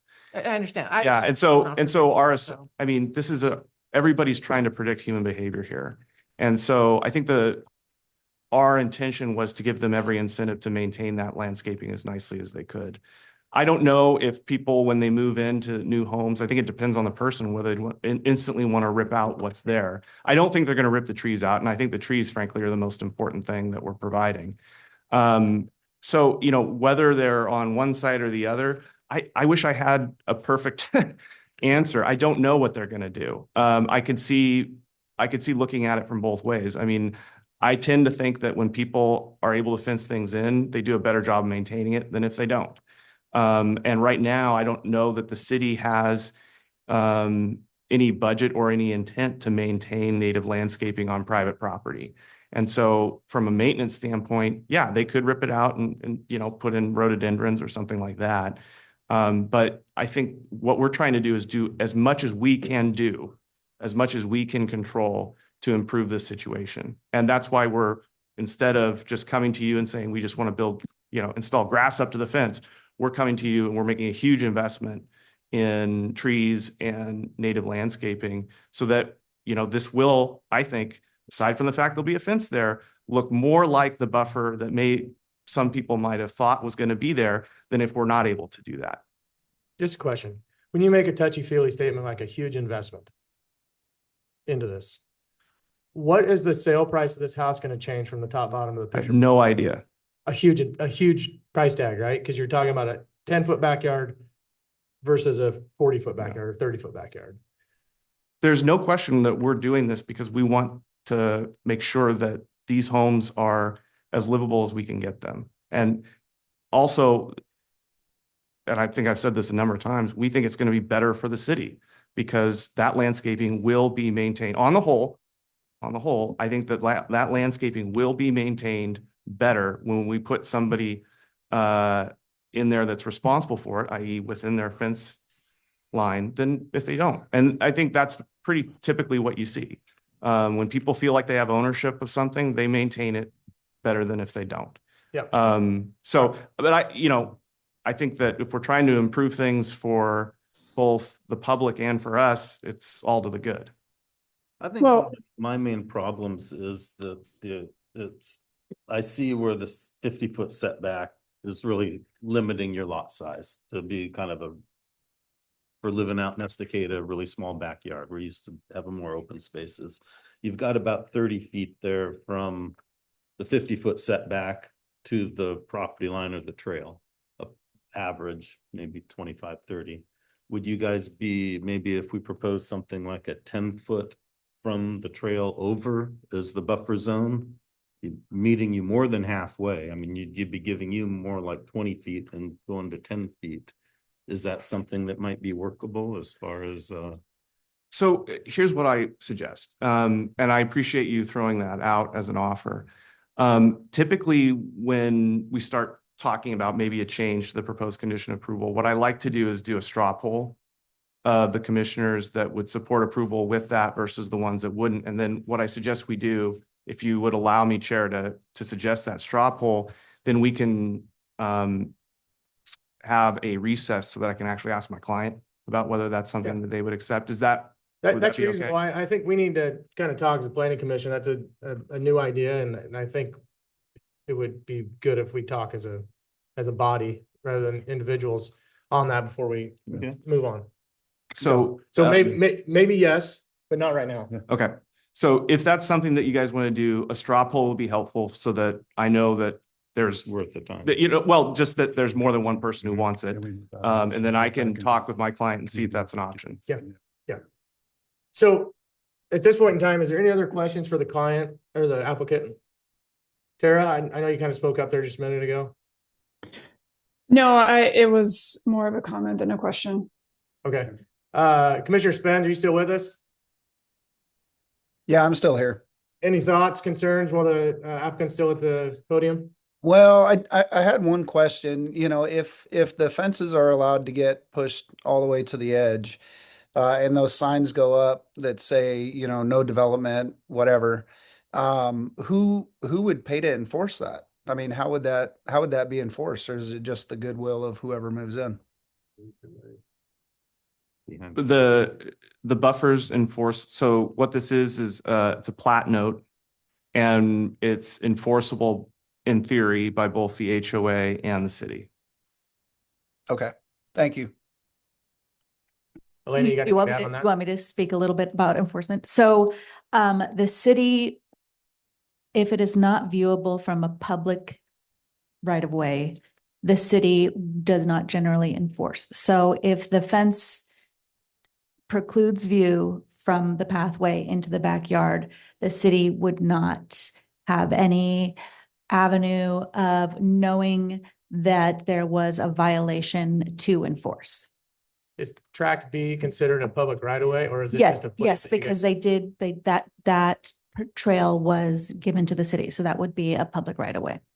So if it is viewable from the track, then potentially the city could do a notice of enforcement. Generally speaking, when we do a notice of enforcement for weeds, this is very common. We'll send a letter to the homeowner giving them so many days to remediate the issue.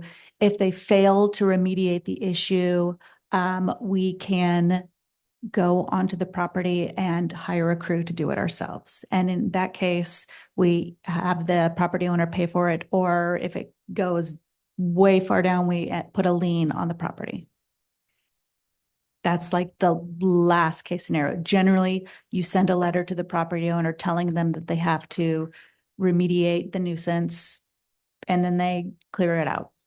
Or they reach out and say, hey, I need some assistance. And then we work with them to connect them with an agency that offers assistance. Okay. Any other questions? Okay. Thank you, guys. Sure. Thank you. There's a chance we call you back up. Okay. Chance. Is there anybody else in the audience that would like to speak on this application? Whether for or against?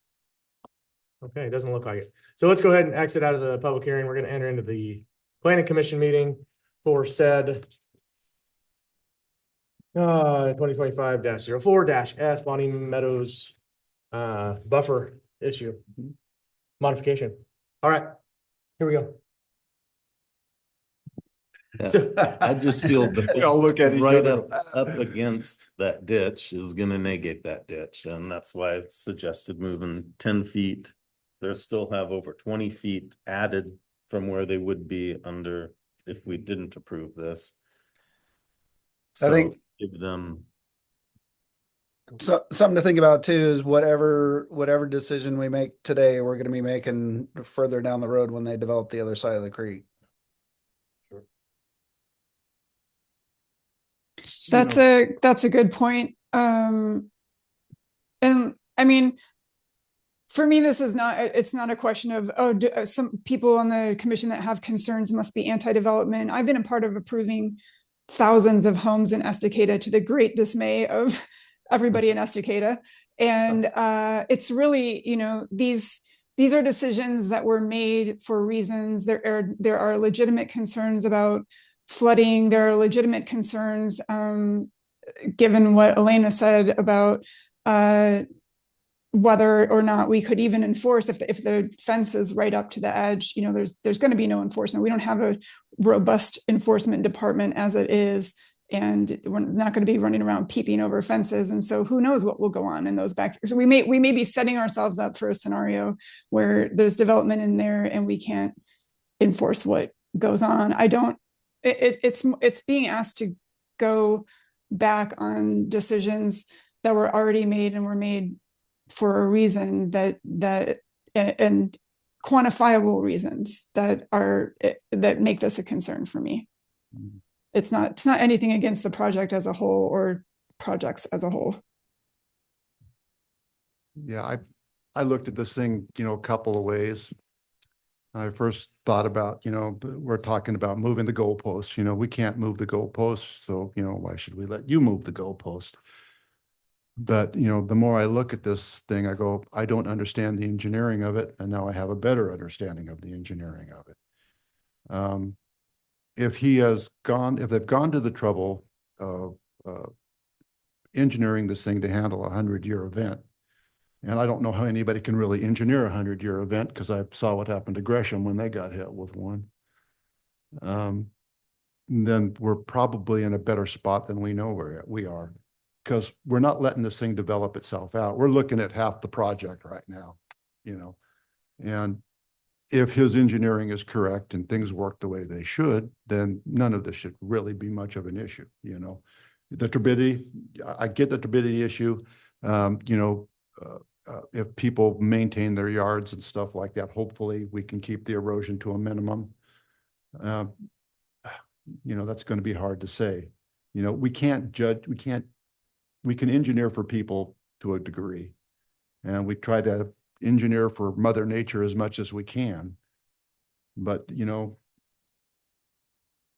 is there a happy medium there? I don't know. I'm kind of in favor of the full project because I think it really lets them have a backyard that, their kids can play in and stuff like that. On the other half of it tells me, what's going to happen down the trail. I can't say, what happens if a 100-year event hits, that whole fence line, for all reasonable reasons, will probably be gone. It'll wipe it right out. Yeah, I know you would look at Gresham, it took out part of Stark Street. That's just a fence, and you got a lot of water pushing in a 100-year event. What's reasonable to do? The question really becomes what's reasonable to do. And so I think the decision is what's reasonable to do. Chair Wheeler, if I could make a comment. Please. Thanks. I just wanted to remind the commission that you were making a recommendation to council. So this is going to go to council. I just want to make sure that it's not the final decision today. Thanks. We kind of want it to be really well considered. Sure, of course. Dealing with water, since that's my job. And what's happened this past December, this year, and in 96, and there's definitely going to be flooding in the future. If a stick or a few sticks can plug it, there's going to be flooding. So, I mean, I just say, At some point, the path is gonna get flooded, not, I mean, just because of high water, and we can't control sticks running down. I can't control 50 acres of logs coming down the river, you know, none of us can do that. So it's where we live. So that's gonna happen. Yeah, is it gonna be enough to take out fences and stuff? Cause that obviously would be more damage and stuff in the future, but I agree. It's just, it's gonna happen at some point in the next 100 years. I can pretty much guarantee that. But it's also then going to absorb, and there's neighborhoods are still gonna be standing, so. I think I've been on this commission way too long, because there's too many things that are running through my head as far as how many renditions of this particular subdivision we've looked at. And I wish for the life of me, I could remember the conversation we had in this very room regarding a 50 and 70-foot buffer, but I can't. And so as we go back, at the end of the day, we're an independent 7 people of trying to figure out what the intent was by me and 6 other people on whatever day this was in September 13th of 2021. And I don't know what that was, other than it says a total protective buffer of 50 feet. As a home builder myself, I know I wouldn't want to build a house in that buffer. Sure. A fence, it's pretty replaceable. Sure. If in 25 years we get a 100-year flood, or next summer or next winter we get a 100-year flood, I mean, it's out of all of our controls. We're not going to make the news for having 27 houses flooded. I can be reasonably assured of that. So that makes me feel good. And so I guess the intent of it, get the houses out, is where I lean.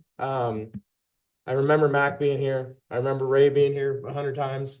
And I know Ray's a reasonable human being just from the past experiences. So I lean towards, as much as I hate to concede anything and go back on what we did, but allow the fences to go in. I say that now, but I have mixed emotions, but I think that's a logical thing. I relate the DEQ letter and pictures. They're a big, mean body that's based in Salem and Portland that loves to come in at the right time. It would be like having your house re-roofed and the customer saying, my roof is leaking during a 100-year event. Like, stuff's gonna happen. Like, we're halfway through this project. I think we've gone through all of the things we need to do as far as engineering, the 1200C and everything else to allow this project to see it through. The pictures are alarming in some respects, but when you look at them and break them down, on the good side of the fence, they're acting accordingly. On the native side, which is the way it's acted 100 years previously, as a swampland, they're doing what swamps do, and just or a swamp might be a strong word, a lowland that carries water. Whatever it is, they're doing what water does in Western Oregon. So I don't know. I've said a lot of words. I don't know if anything's meaningful, but I think I could go either way on this one. So would you be my idea of the 10-foot off of the trail? I mean, that would give both sides, it'd give them almost double what we're taking as far as, and it would give a little bit of room for that ditch to actually perform as a ditch. Well, I know, John, we're either in for a penny or we're in for a pound on this one. If we go 4 feet, yeah, or even 8 feet in, what's the difference? I mean, it just really, then let's vote on it. You're looking at, whether or not in 100 years we wipe out a fence line. I don't think it'll ever get as much as hit any of those houses, and the houses are more important than a fence line. Yeah. But, I'm more interested in erosion control and the turbidity issue. I want to make sure the fish and whoever's down the trail is taken care of. As long as we got that, as long as we're doing what we can to do something with that. Well, the more water you put in that creek, the more erosion and the more turbidity you're gonna have. And I get that Ben is a builder of houses and he's looking if the buffer is protecting the house from getting flooded, and that is part of it. That is a big part of it. Sure. But the creek and how much water goes there compared to out into the land is another part of it. And My eating it pretty good. My concern here is that the decision to have the buffer put in place was made for, whatever reasons. We're not 100% sure what they are, but that decision was made. They bought this land knowing that that buffer was in place and that area is not developable. So I mean, to me, it's kind of if you make the decision today to go, back on a decision that was made a while ago, it doesn't make a whole lot of sense to me. Aaron, I just want to clarify something. The buffer was not in place. The buffer was voluntary and it was suggested by the applicant. Oh, gotcha. Okay. Thank you for clarifying that. In talks with Tara, the city planner at the time is what they said. With Taylor? Yeah. Yeah. It was in talks with the city. Yeah, it was proposed after talks with Taylor. But it's not code. Yes. Alan, can you just confirm that the first plan that they designed was houses 28 feet from the creek? I can't. Or like did I hear that correct? That the first proposal had houses 28 feet from the creek, which is like the houses within the boundary that you guys voluntarily put forward? Oh. Got it. Chair Wheeler, would it be okay if you reopen the record just briefly? Because I heard something that Mr. Wilson mentioned that I forgot to mention during my discussion about what the condition actually says and what it's going to be proposed to say. And I want to make sure we're clear on that. Sure. Let's keep it prompt though. Yeah. So, and it's something that my colleague just reminded me of that I didn't pick up on during our hearing. But the condition as it stands now, and I've been mostly focusing on what we're proposing the condition to do. The condition as it stands now, it says no development unless authorized by the city. No development unless authorized by the city. And I think that relates back to the question of, well, why didn't you look at the code and understand what the code meant? I think a reasonable person would look at that condition and that plat note and say, okay, well, we understand there's no development, but there is a pathway if we need to do something back there that we can do it. And we go to the city and ask for its authorization. That is currently a condition, as Mr. Wilson mentioned, that was proposed by the applicant. It wasn't requested or required by the city. And so I just want to sort of make sure we're being as accurate as we can about what this particular situation is. It is not the case that the city imposed something upon the developer and said, you must do this. The developer, I think, was trying to be as accommodating to the city's concerns as they could be. And the condition that resulted from that specifically allowed us to go back and ask the city for permission to do something different. And that's what we're doing here. So I don't want to make it sound, and I don't want to leave anybody with the impression that we were required to do X and we decided we didn't like it, and now we're asking to do Y. You specifically said before that you didn't understand that it didn't mean fences, and it was framed as a misunderstanding and not we're following this procedure. I don't know. At this point doesn't seem like super germane, but this is different than what was said like an hour ago. But I want to make sure, and that's fair, and I'm not here to argue that point with you, but I want to make sure everybody understands what the condition says. And it doesn't absolutely say no development whatsoever. It does say that we can come back to the city and ask for development to be authorized by the city. And that's frankly what we're doing. So that's all I wanted to mention. Thank you. All right, let's jump back into the planning commission meeting and a motion. Again, this is a motion or denial recommended to the city council where they can further deliberate. Can we have the recommendations up, please? Yep.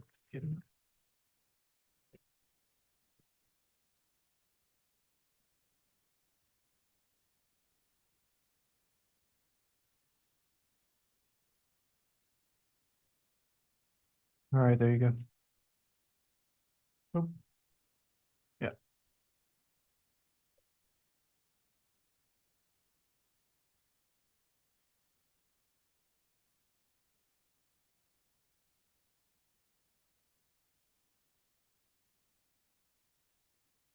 There you have it.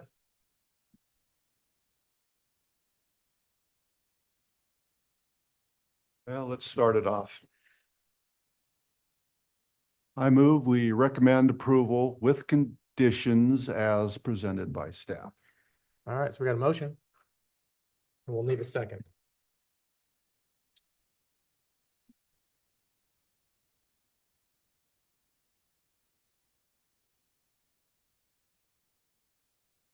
Commissioner Spence or Perkins, since you're not here, I'm gonna ask you, are you willing to second this? No.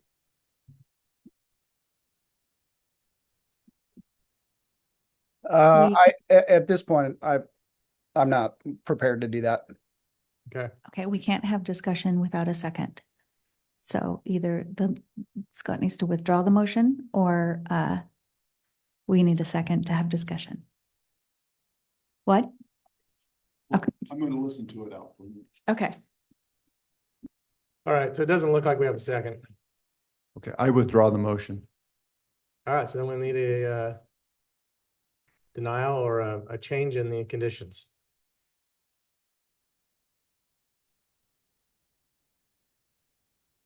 I'll make a motion for denial. Motion for denial? I'll second the motion. All right, let's discuss.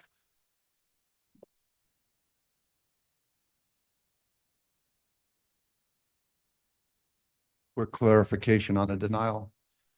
Elena, what happens when we send a denial to the city council?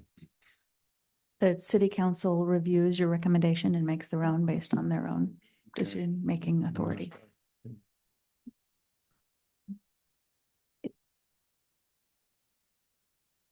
Commissioner Perkins, if you had to summarize your grounds for denial, what would it be? There's several, thoughts that I have with this. I was there for the initial thing. I vaguely remember discussions about setbacks, and I wish that I could remember more than that. I don't. But I feel like this is this is something that's being asked for this whole purpose of them being able to sell the lots for more, which I get that. And I think that's one thing to be considered. I think Estacada is a pretty developmental or development friendly town, and we're normally pretty amenable to stuff, but the stuff that's already happened with the DEQ, the fact that we would be creating a space where development in that zone could cause issues downstream, and we would simultaneously be making it we can't enforce whether there's development in that is a big one for me. And the reality is, if I don't appreciate the this is going to fill with noxious weeds if you don't. It's like, that's their decision. They've decided to not have their HOA be responsible for that space. They've decided they could put their native plantings on the other side of the fence if they were concerned about, if the primary concern was about what that space is going to look like. There's a lot of other options besides we do this, or it's going to be a hellish no man's land full of Scotch broom. And I just think that there are enough concerns that this is one decision that I don't feel like we should walk back the version of us from 5 years ago. Thank you, and I apologize for not including you in the meeting. Oh, that's okay. 2021. I don't remember it well enough to offer anything useful. There's a motion on the table. And a second. Yep. Any further discussion needed? Is there a second? Do we have a second? Yeah, we got a second here. Yeah, we got a Yep. second. Yep. All right, if there's no further discussion, let's take a vote then. All those in favor of the denial, please raise your right hand or say aye. Aye. Aye. There you have it.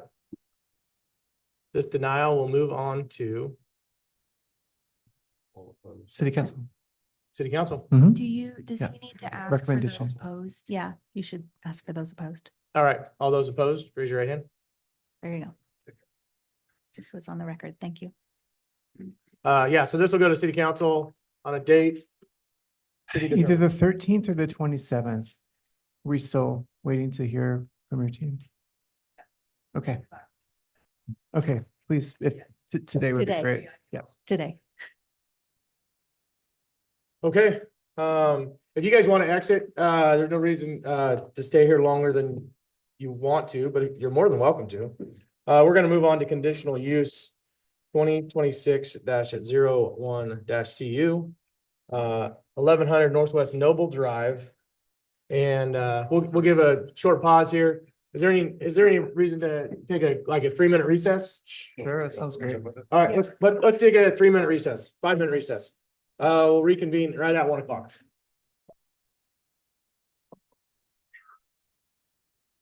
Works. Go ahead and reopen the planning commission meeting here.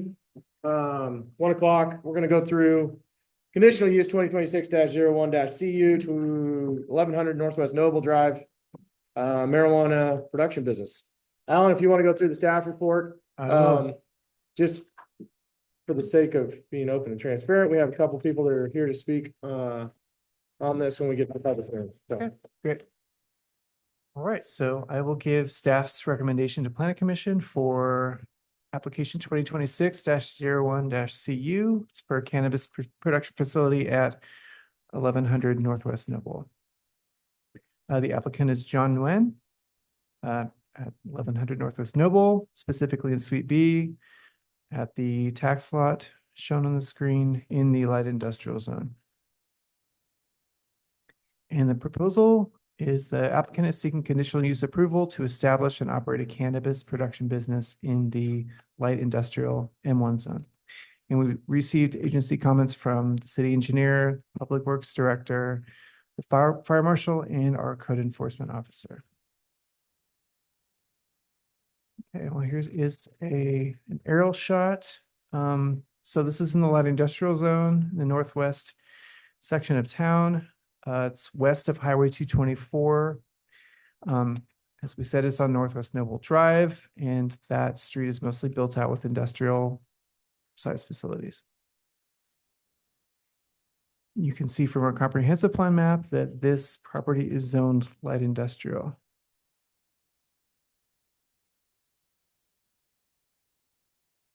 So onto the approval criteria. So 1639 is the chapter that deals with all the zoning standards for the light industrial zone. And cannabis production is listed as a conditional use in the M1 zone. And so this application is therefore subject to the conditional use process. So moving on to the development standards section, there's a certain number of parking spaces that are required as listed in the table in chapter 1676. And so this use most closely resembles a cannabis production business, basically other business or industrial use not listed elsewhere. That's the closest use that we could find for the cannabis production business. And for this use, 1 off-street parking space for 2 employees on maximum shift or operating hours is required. And so the applicant stated that a maximum of 7 employees will work at the proposed business at any given time.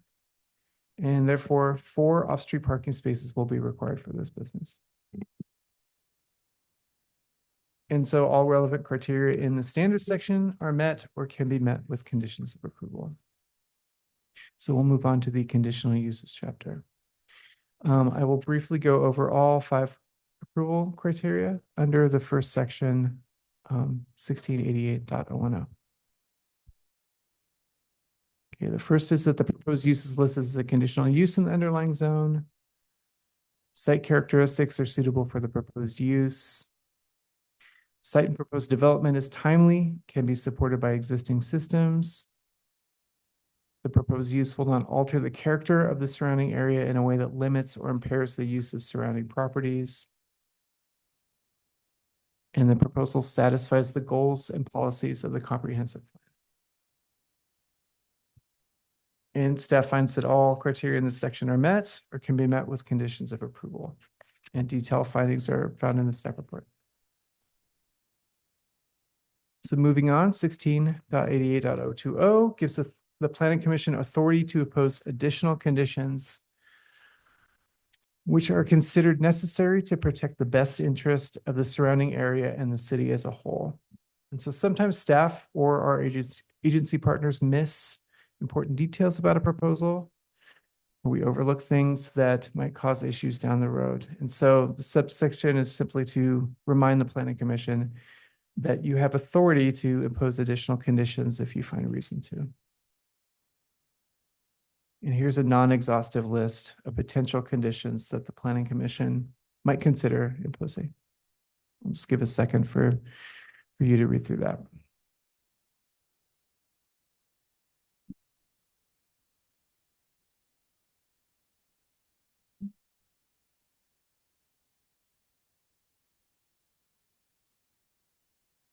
Okay, I'll move on.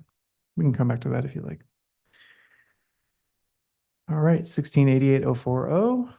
This pertains to building permits for conditional uses, and no development or renovation is proposed with this application. However, staff does recommend a condition ensuring that these building permit standards are met in case that a construction or renovation application is proposed in the future. And 1688.050 pertains to the time limit for implementing an approved conditional use. So the city council recently directed the city attorney to draft a ballot measure for the November 2026 election, which would ban new cannabis production, processing, and wholesale businesses in the city.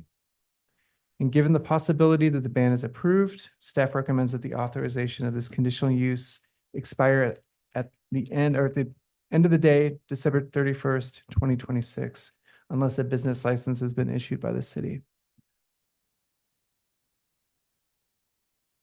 And so staff recommends approval with conditions of this application. And there are 12 recommended conditions. I'll go over them quickly. So the approval is limited to cannabis production facility in the specific location. The approval would be valid through December 31st. I went over the building permit requirement section, so including those standards and the conditions. We're asking that at least 4 of the 10 existing parking spaces be clearly marked for Suite B use.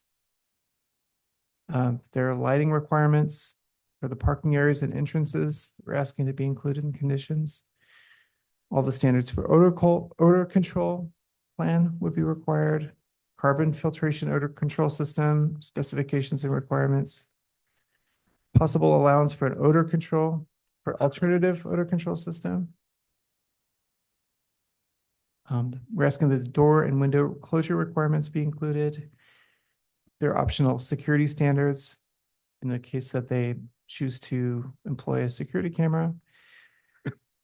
We're asking to include cannabis waste handling and storage requirements. And then there are city business licensing requirements we would include. And that concludes my presentation. We can hear from the applicant if the applicant has comments. We can hear from the public, commission, questions and discussion, and then a motion to approve with changes or deny. All right, we'll have you pause just a second here. Commission, is there any questions for staff at this point in time? One clarification on the date of December 31st. Yeah. 31st. So that it's going on the ballot for November. Yes, And if it passes, that's the drop dead it date. would, yeah, January 1st, it would go into. And then if it fails to be approved, Mhm. then Nothing changes. nothing changes. Yeah. Just so I have a better understanding of everything. Any current marijuana production facilities as of today or December 31st, will they be allowed to have a continued use? Yes, any facilities would be allowed to continue their use. It would just be basically no new facilities could How become about- established. those with a conditional use that will expire at any point in the next 2 years, because most of them should have a conditional use for 2 years, correct? No, this is the first conditional use for this. Okay, So yeah, the code was changed recently. When was that Mhm. changed? I believe. in the 2 last- meetings ago, it got finalized. Okay. It was changed by the city council from a outright use to a Yeah. conditional use until it could go to the ballot. thank you. Okay, Exactly, yeah. So this is the first. that helps clarify things. Okay, any questions other than that? Commissioner Perkins or Spence, any questions before we break into the public hearing portion? Nope. No, I don't have any questions. Okay, perfect. So at this point in time, I already read a statement about evidence presented at the hearing. If there's an issue about it, you have to allow sufficient time and specificity for the staff and everybody to take the appropriate measures for an appeal. So with that, if you'd like to introduce yourself, go ahead. Hi, my name is Johnny Nguyen. Thank you, committee, for taking the time and inviting me here, and community members. Okay. I don't know where to start. I've been in this industry for quite some times. Looking at T-shirts and stuff like that, I recognize some names of business and industry possibly related. Like Lock Buildings is very well known. There was a nice comment. It wasn't a nice comment. It was a concern for a gentleman. He's in the automotive industry, and I really read that, and I took it to heart because I would have the same concerns, right? So when I looked at this facility, this is where I'll start off with. When I looked at this facility, I did not know its history. I did not know its history. When I got the walkthrough of the facility with Tom from Colliers, I was like, hey, so this looks like it was prior used as a marijuana production facility. And based off of, I didn't ask too much about it. It was confirmed, okay? And the condition that I saw it in when I did my walkthrough, let's just give it about 2 months ago. I can tell already that it wasn't, and it was 90% cleaned out, right? That it wasn't very well taken care of. I also saw an email reading through the packet last night that there was a comment made, I believe from a city member, that was a unlicensed marijuana production facility, okay? And that was actually when I did that walkthrough, I kind of figured that out. I mentioned to the real estate, I was like, this doesn't seem like a licensed facility because it'll have its tell signs if it's a licensed facility, and the way it was kept and stuff, it was, let's just say I can tell that whoever operated it didn't really, what's the word? Neatly organized operation, right? So, that's where I'll start. As far as the building, I wanted to lay this out too. I didn't want to turn the whole facility into a production facility for marijuana. I actually wanted to subdivide it. I wanted to use partial for my other business. I have a staffing company for my consulting as well company. I'm starting an HVAC supply company. It's already started. I don't have a storage warehouse location. It's not for retail. It's more for like storage and drop shipping and receiving and bulk wholesale type customers. And I just wanted to use a portion of the facility as possibly a marijuana production, state license, obviously, facility. So I've been in the industry for 8 years. I'm really aware of odor control and acoustic control. There's 2 types. There's one of the paperwork person that knowledge and looks at it and they said, here's what you need to do to control odor. And there's the person that actually knows and knowledgeable of how to control it, not based off of certain, you need to buy this machine, and there you go, you're going to control it. That's not how it works. I've been doing this for a long time. I actually consult for people too.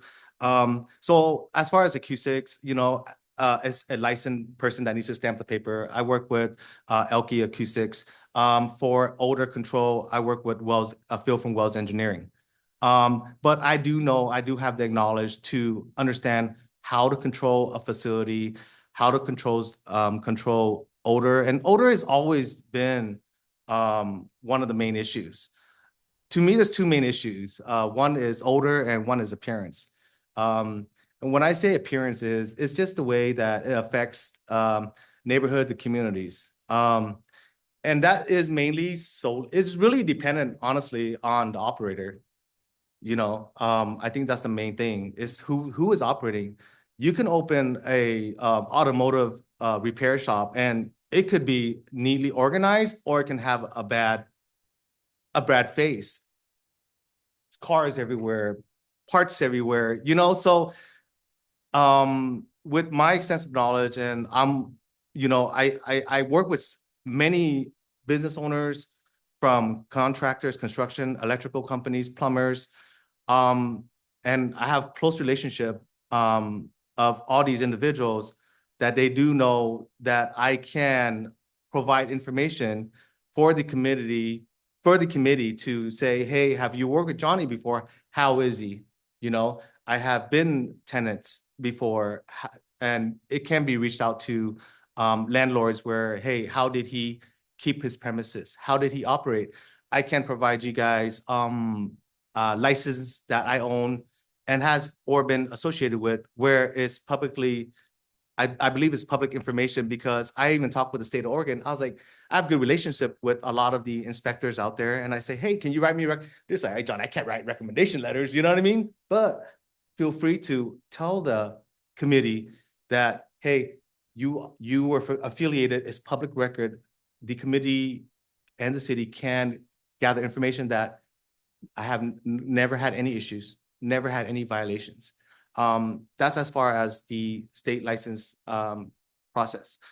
You know, I read through the conditions already, which is very standard to me, honestly. It's very standard. One of the things I told Tom, who is a real estate broker, I said, hey, you know, I have a purchase contract right now, has a 60-day due diligence period. And I said, since for me finding out and suspecting that this was a illegal grow operation and the way it's kind of presented to me when I walked it, I was like, you know, the community is probably not a fan of this place.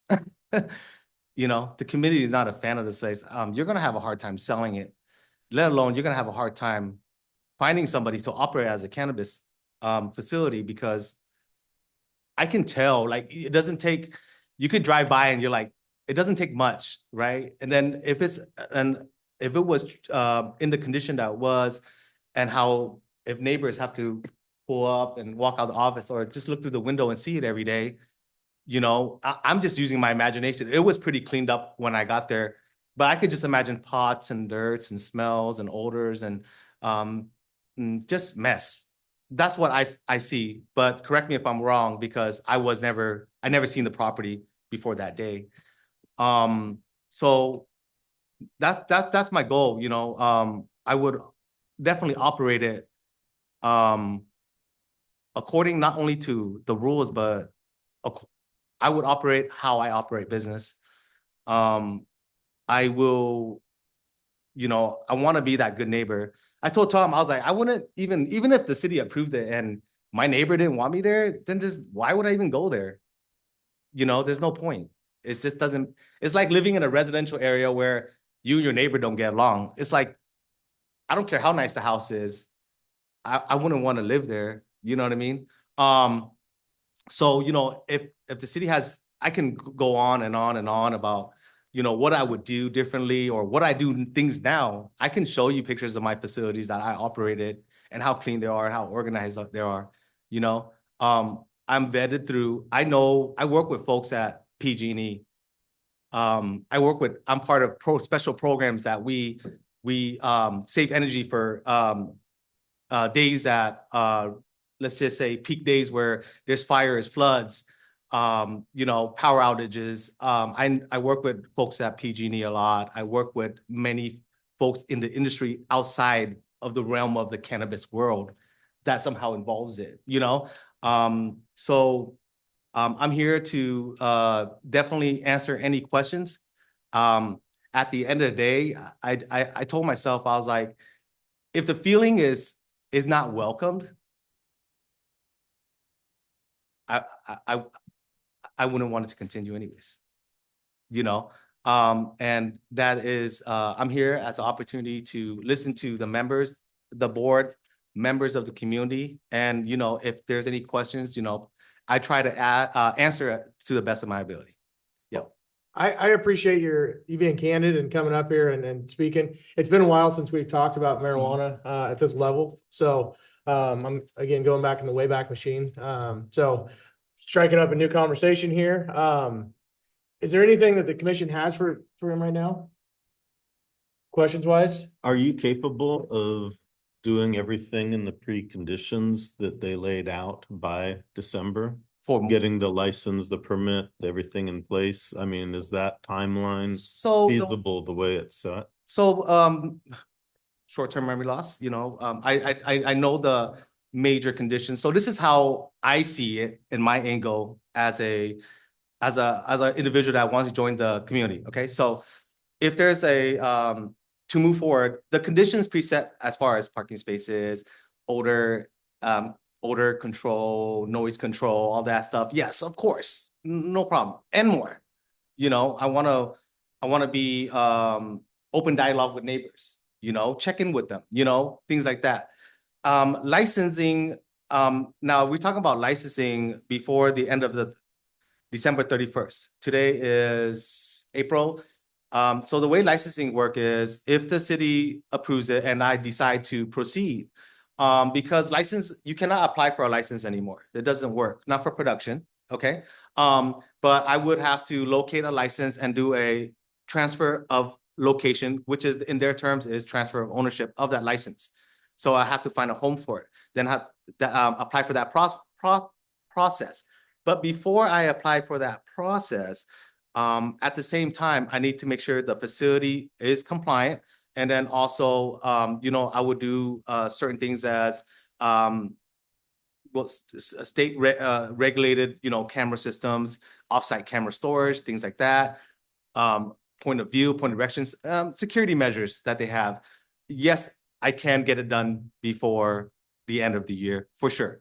I would say if I were if I were to proceed in the moment I get my keys, it'll probably take me 3 to 4 months to get licensed by the state of Oregon, you know, and there's ways to go to, you know, to finalize that. And then if there were phases that weren't done, then those phases is still licensed, but the phases continue, and then you get another inspection done with the state. If we're talking about the state aspect of it, yes. I think they put it that the city has to give you the license was your condition by the 31st. Yeah, it would be the final city license. So after Yes. OLCC That's after all yeah, these other licenses. signs off, and and the after the city. fire signs off on the odor control and Yeah. code enforcement. So based on what I understand, and I apologize, I normally I work in EFU zonings and stuff like that. The city is fairly new to me. So this process. So you know, it all depends. And there's some questions I'll have later for Mr. Wilson, but yes, if you know, we go through all the steps and then the final license issues for the use license, right? That is what it is. A lot of people tell me is like, hey, why would you go this direction? And I go like, because it's conditional use, you know, you have to follow. And I'm like, well, I have no issue with that. I don't have an issue with that. Meaning, you know, your conditional use has to be renewed. You know, you have to answer to the board, the city. Why don't you just go find a EFU land and, you know, stuff like that? And well, because for me, I don't see an issue. As long as, you know, and to me, it's really operator. I really believe it's the operator. And yes, you know, everybody knows, you know, when the word marijuana production, it has a bad name to it. It does. And it doesn't surprise me. I can go around I can make my drive around and look at facilities that are licensed facilities, and I can make some recommendations. I was like, well, yeah, you know, storage tanks everywhere, things laying out here, over there. It just doesn't, you know, so I get it, you know, Well, let's do this. Let's, Yep. I appreciate everything you've said. For the sake of moving things along, let's see, if there's anybody else. I actually have two people that would like to speak on this as well. Is there anything you want to add just before we? No, And we'll have the ability to pull you back up if need be, all right? yeah, right on. Thank you. Thank you very much. So first off, we have, Steve Locke. You guys can rock, paper, scissors if Steve or Eric wants to go first. Or leg wrestle, either way. Oh, Steve won. Okay, here we go. Oh, is that okay? I'm close. Steve, just introduce yourself and your address, please. I am Steve Locke, 1105 Northwest Noble Drive, Estacada, Oregon. Hi, guys. How you doing? Okay. So, like I said, I'm Steve Locke. I was raised in Estacada, owned several businesses in the town and have been here, went to Estacada High School. And anybody knows me, you probably know that I'm the most pro-business guy, land rights guy that you're ever going to meet. I really have a high level of belief that if you own your land, you should be able to do what you want. I do. I believe in property rights. I believe it's a fundamental value of America. Now, that is under the idea that what you're doing is not infringing on your neighbor's freedom too. See, we have freedoms and rights, but we don't have a right to infringe on our neighbors' liberties and freedoms. This is under fundamental America, Constitution, all that stuff, right? So, there's several pot grow facilities in the industrial park, which creates a significant smell. It's very apparent. It doesn't happen all the time. I don't know, it's at certain times in the weather and maybe the breeze comes. It's like, which is supposed to be enforced that you don't have the smell. This is supposed to be a rule, a code that's associated with the use. And I've heard, and we've complained, other people have complained in the park about this situation. And we've gone round and round. And I guess the idea is that it's hard to enforce. It's hard to figure it out. And, we have employees. We have employees that have children and my child. I have a 12-year-old daughter. And we're very family-based. Our people come we have events for our employees and they come. And they have to endure the smell from the area. And this is infringing on our rights. And also it's a bad representation for our town. I have clients that come to our business that they have to smell this. I don't think that's right. I don't think that's right that it gets affected on our business and our town. I love Estacada. I want the best for Estacada. I want our town to shine like a city on a hill and not be this to be our representation. Also, we personally spend a lot of energy to have a nice place. We want a nice building. We put nice landscaping. We have nice trucks. We put a lot of investment in that. I've heard you could drive down there yourself. These other facilities, and I have no doubt that the applicant, he sounds like he's a sharp guy. And I'm sure you do a top-notch job. But these other ones, it's like going in the hood or something. It looks like trash and garbage all over. And people have to drive past these places to our place. And I don't think that's right. I'm not going to be the police of the city, but I just want to share a couple more things. Another thing, these type of businesses attract a certain clientele. Believe it. I'm not here to be politically correct. The employees, they're out loitering on the streets, smoking something. Again, I got my kids there, right next door. This one's right across the street. Steve, I'm gonna ask you to wrap it up real quick. Give me 30 seconds. I've been waiting 2.5 hours. All right. Thank you very much. So, there's security issues. We've been broken into. Can I say it was them? Well, when you get in an environment, sometimes there's more crime with certain people that you're associated with. This is going to the ballot, as we know. What I'm saying, let the people decide. You know, that's not going to solve the whole problem of the smell that we're currently dealing with. The city has an obligation to enforce the code. Okay? And I have a feeling likely, if this doesn't get resolved, there will be a lawsuit. This is unacceptable. Until they could fix the current problem, you shouldn't enhance it.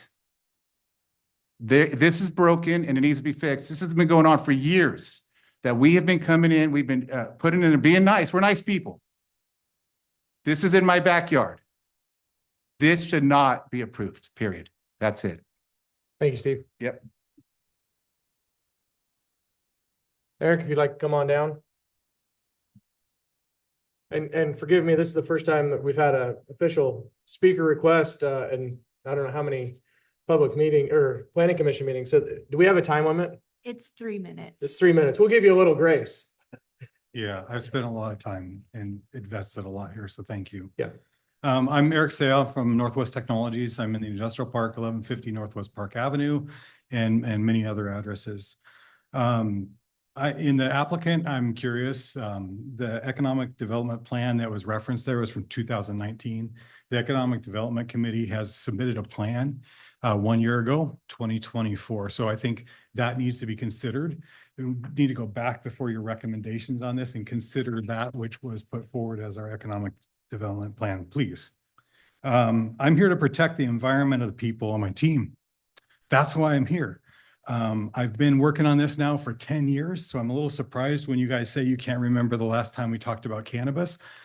I've been in this position fighting this for 10 years and put me in an untenable, unfair public face about this because the city won't do their job.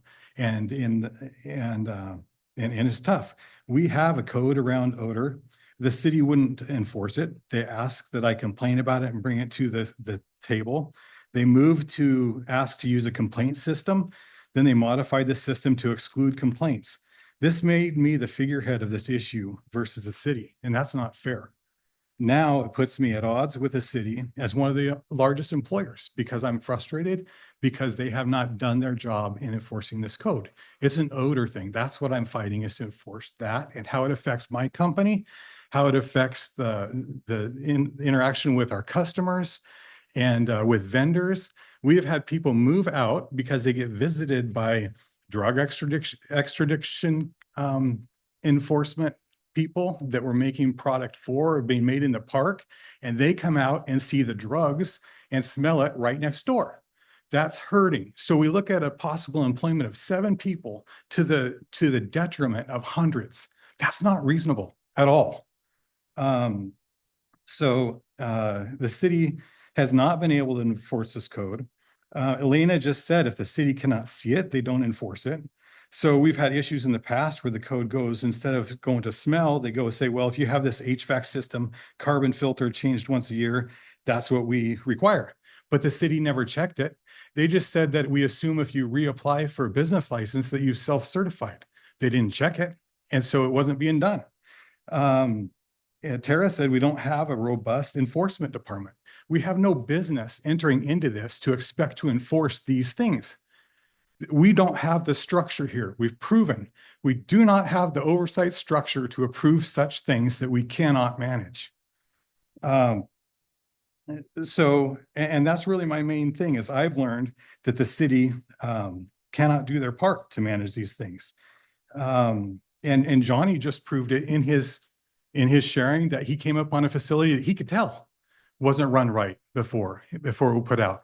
That facility actually said that they were doing something different when they applied for a license. Years later, it was discovered they weren't making that at all. That was discovered by somebody else, not by the city, by checks or code. That was discovered by somebody else. That shouldn't be the way that it is. The other part of this hurts my property value. That's not fair. This hurts the value of my property. I have property valuation and this shows up on my property valuation. The approval of these things destroy the value of my property. That's not fair. That's not right. And I shouldn't be asked to spend my time here to try to fight this. This is the city's code, the city's ordinance, and that's where it needs to lie. The other thing that we talk about is odor control. As far as the staff report, it's suggested that we approve this and then talk about odor control. No, that's backwards. If you can't figure out how you're going to do odor control before you approve, it will never work.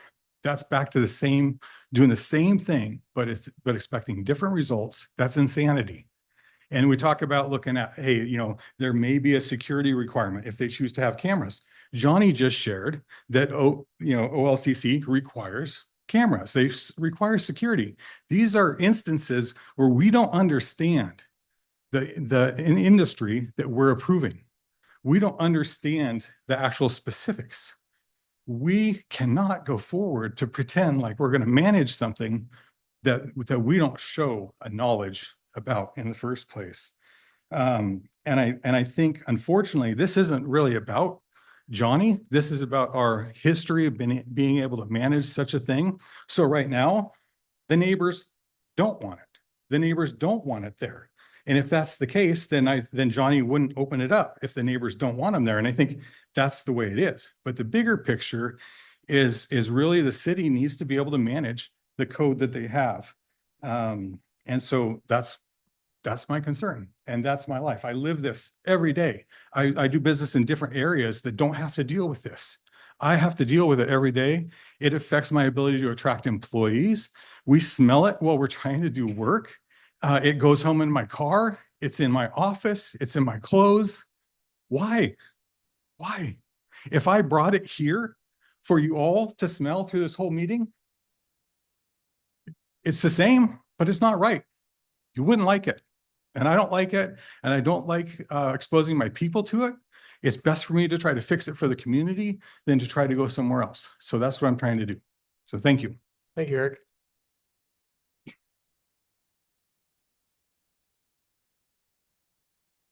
Is there anybody else in the audience that wants to speak on behalf or against this application? Doesn't appear so. It doesn't look like we have anybody online other than our commission. So let's go ahead and exit the public hearing portion, and we're going to enter back into the planning commission, of which we have opportunity to make a decision on. Evelyn, did you put it at my computer today? That means the meeting's gone. Oh, great. Yeah. Sorry about that. So, and this is an outright decision by the planning staff, right? Yes, it is. Or planning commission, sorry. Yep. Excuse me.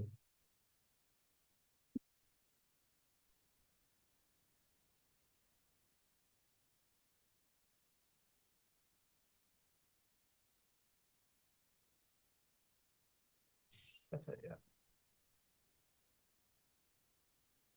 All right, any questions for staff before we make a motion here?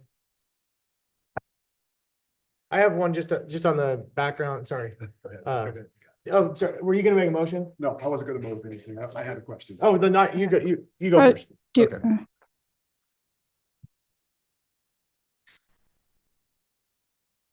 Scott, you wanna go first or Tara? Yeah, go. I'm just trying to figure out the way I want to phrase this. All right, I'm so- sorry. Let's go, Tara, go first, and then Scott, we'll give you your time too. That's fine.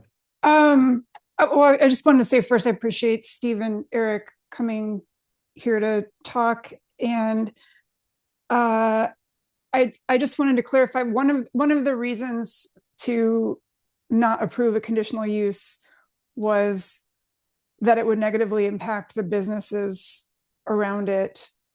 Wasn't that one of the things that was on the list? It is, yes. Okay. I mean, it seems like that was pretty expressly, it seems like that was made clear that it would.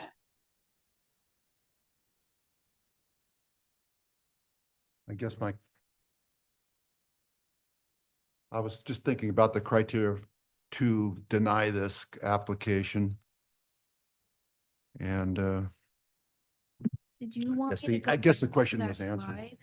I think you had a slide with, you want me to bring that up? Those are just additional conditions Okay. that the Yeah, planning yeah, commission yeah. can impose. Yeah, he's talking about basically trying to find it.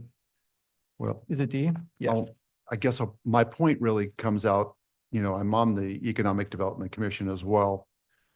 And we're looking at perception in the market, broad place, And when we look at that, we're trying to reproject ourselves a little bit to where we're veering away from this type of business, because it negatively impacts on people that are really running something a bit.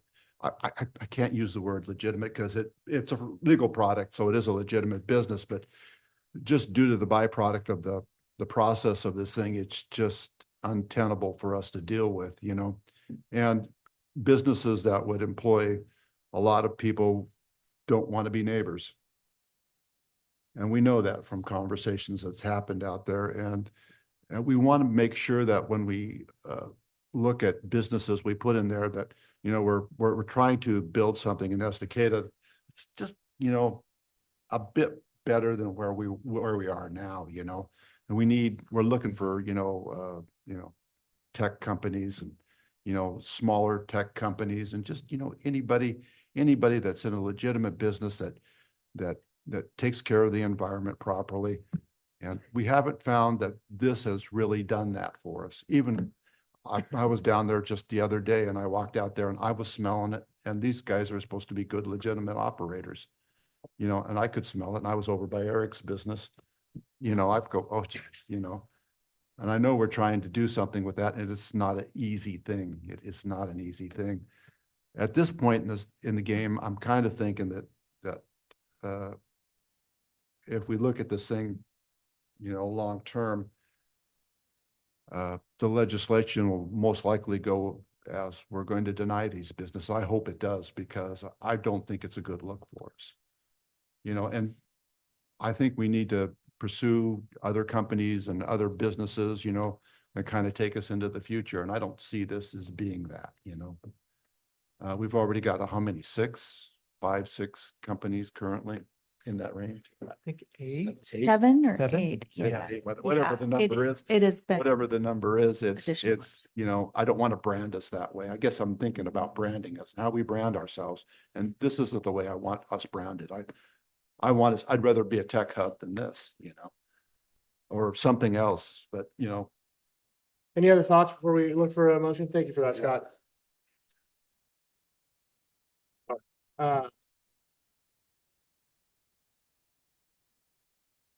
so Yeah, if anybody wants to put a motion out there, please do. I move we deny this application, based on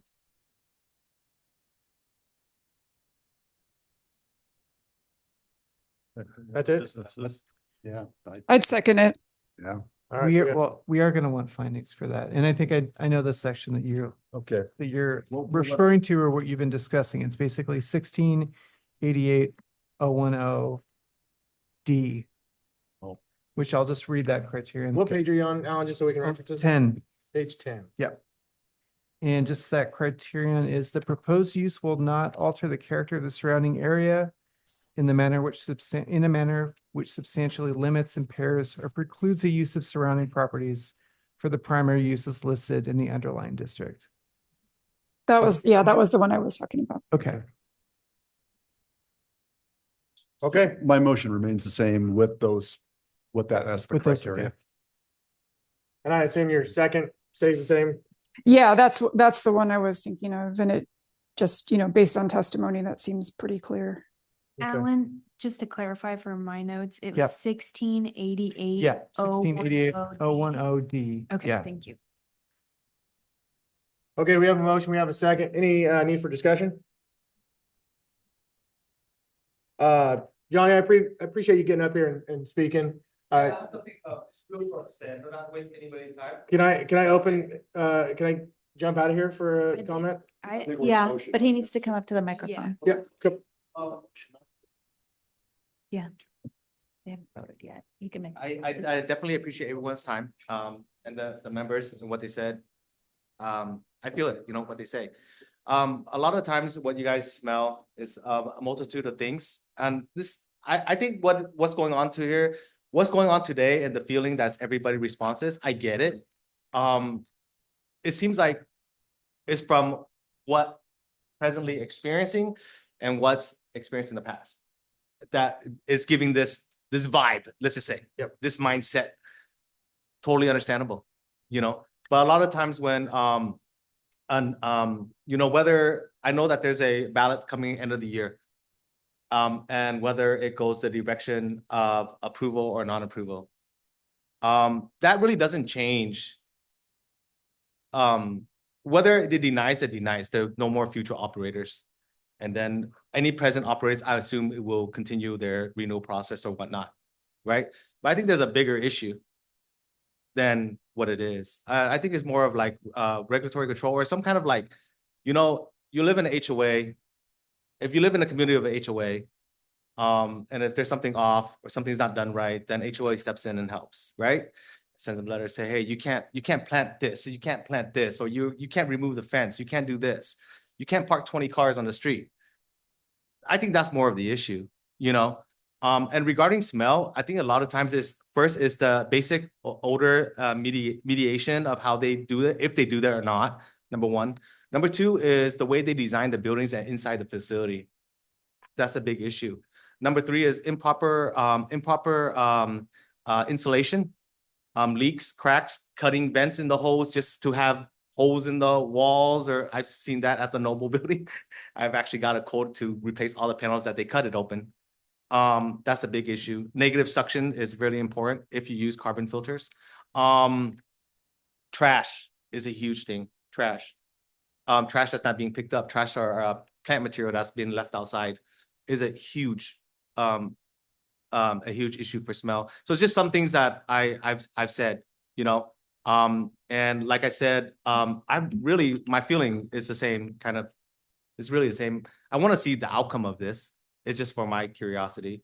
But if my neighbor and if my future neighbors here across the street from me, or my neighbor Ambrose to the left of me, or, you know, the gentleman that's going to be up down the street, if I'm going to get that negative feeling because of what your past history is and all that, then this is definitely not for me. But it's not me that is going to solve your problem. Mm-hmm.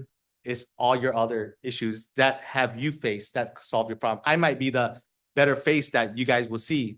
Maybe I am the operator that you guys will look at and be, or maybe I'm the person that is not gonna buy that facility and there's another operator that will buy that facility after this year end. So that's just my end feeling on, you know, but I appreciate everybody's time. Learned a lot, and it's nice to, I expected this input, waiting here for the last few hours and the days coming before this. I already saw it coming, you know, and thank you so much for everybody's time. I appreciate it. Thank you. All right. Any further discussion? Hey, Ben, Sure. So we just step up, Eric, just so we have people, all three of them online can hear you. I would just like to say, I agree with Johnny's premise, and I think that what we do see here is we don't have an HOA, we have a code. So it goes back to what I'm asking, is that we have to be knowledgeable and able to enforce that code and those things, and that's what we haven't been able to prove over the past span of years. So he's right. And we can't all of a sudden say, okay, yeah, today going forward, we're going to fix that. It's not our business. So thank you. Thank you. All right, let's call for a vote. All those in favor of the recommendation of a denial as motioned by No, it's a decision.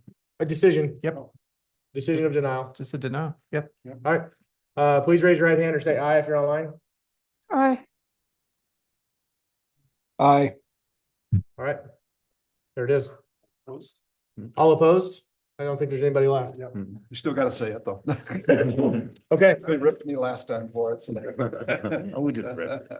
Okay, so that denial will be drawn up by staff. And ultimately, we're putting it in the voters' lap. If this ballot measure, comes to fruit on, second Tuesday of November. Second Tuesday or first Tuesday? Might be first. First? Yeah. This year. So I appreciate everybody's time today. That was a long one.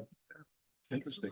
We have another meeting sometime, May 20th. Yeah. May 20th, Yeah, 5 weeks. 5 weeks. Okay. We got stuff for it already?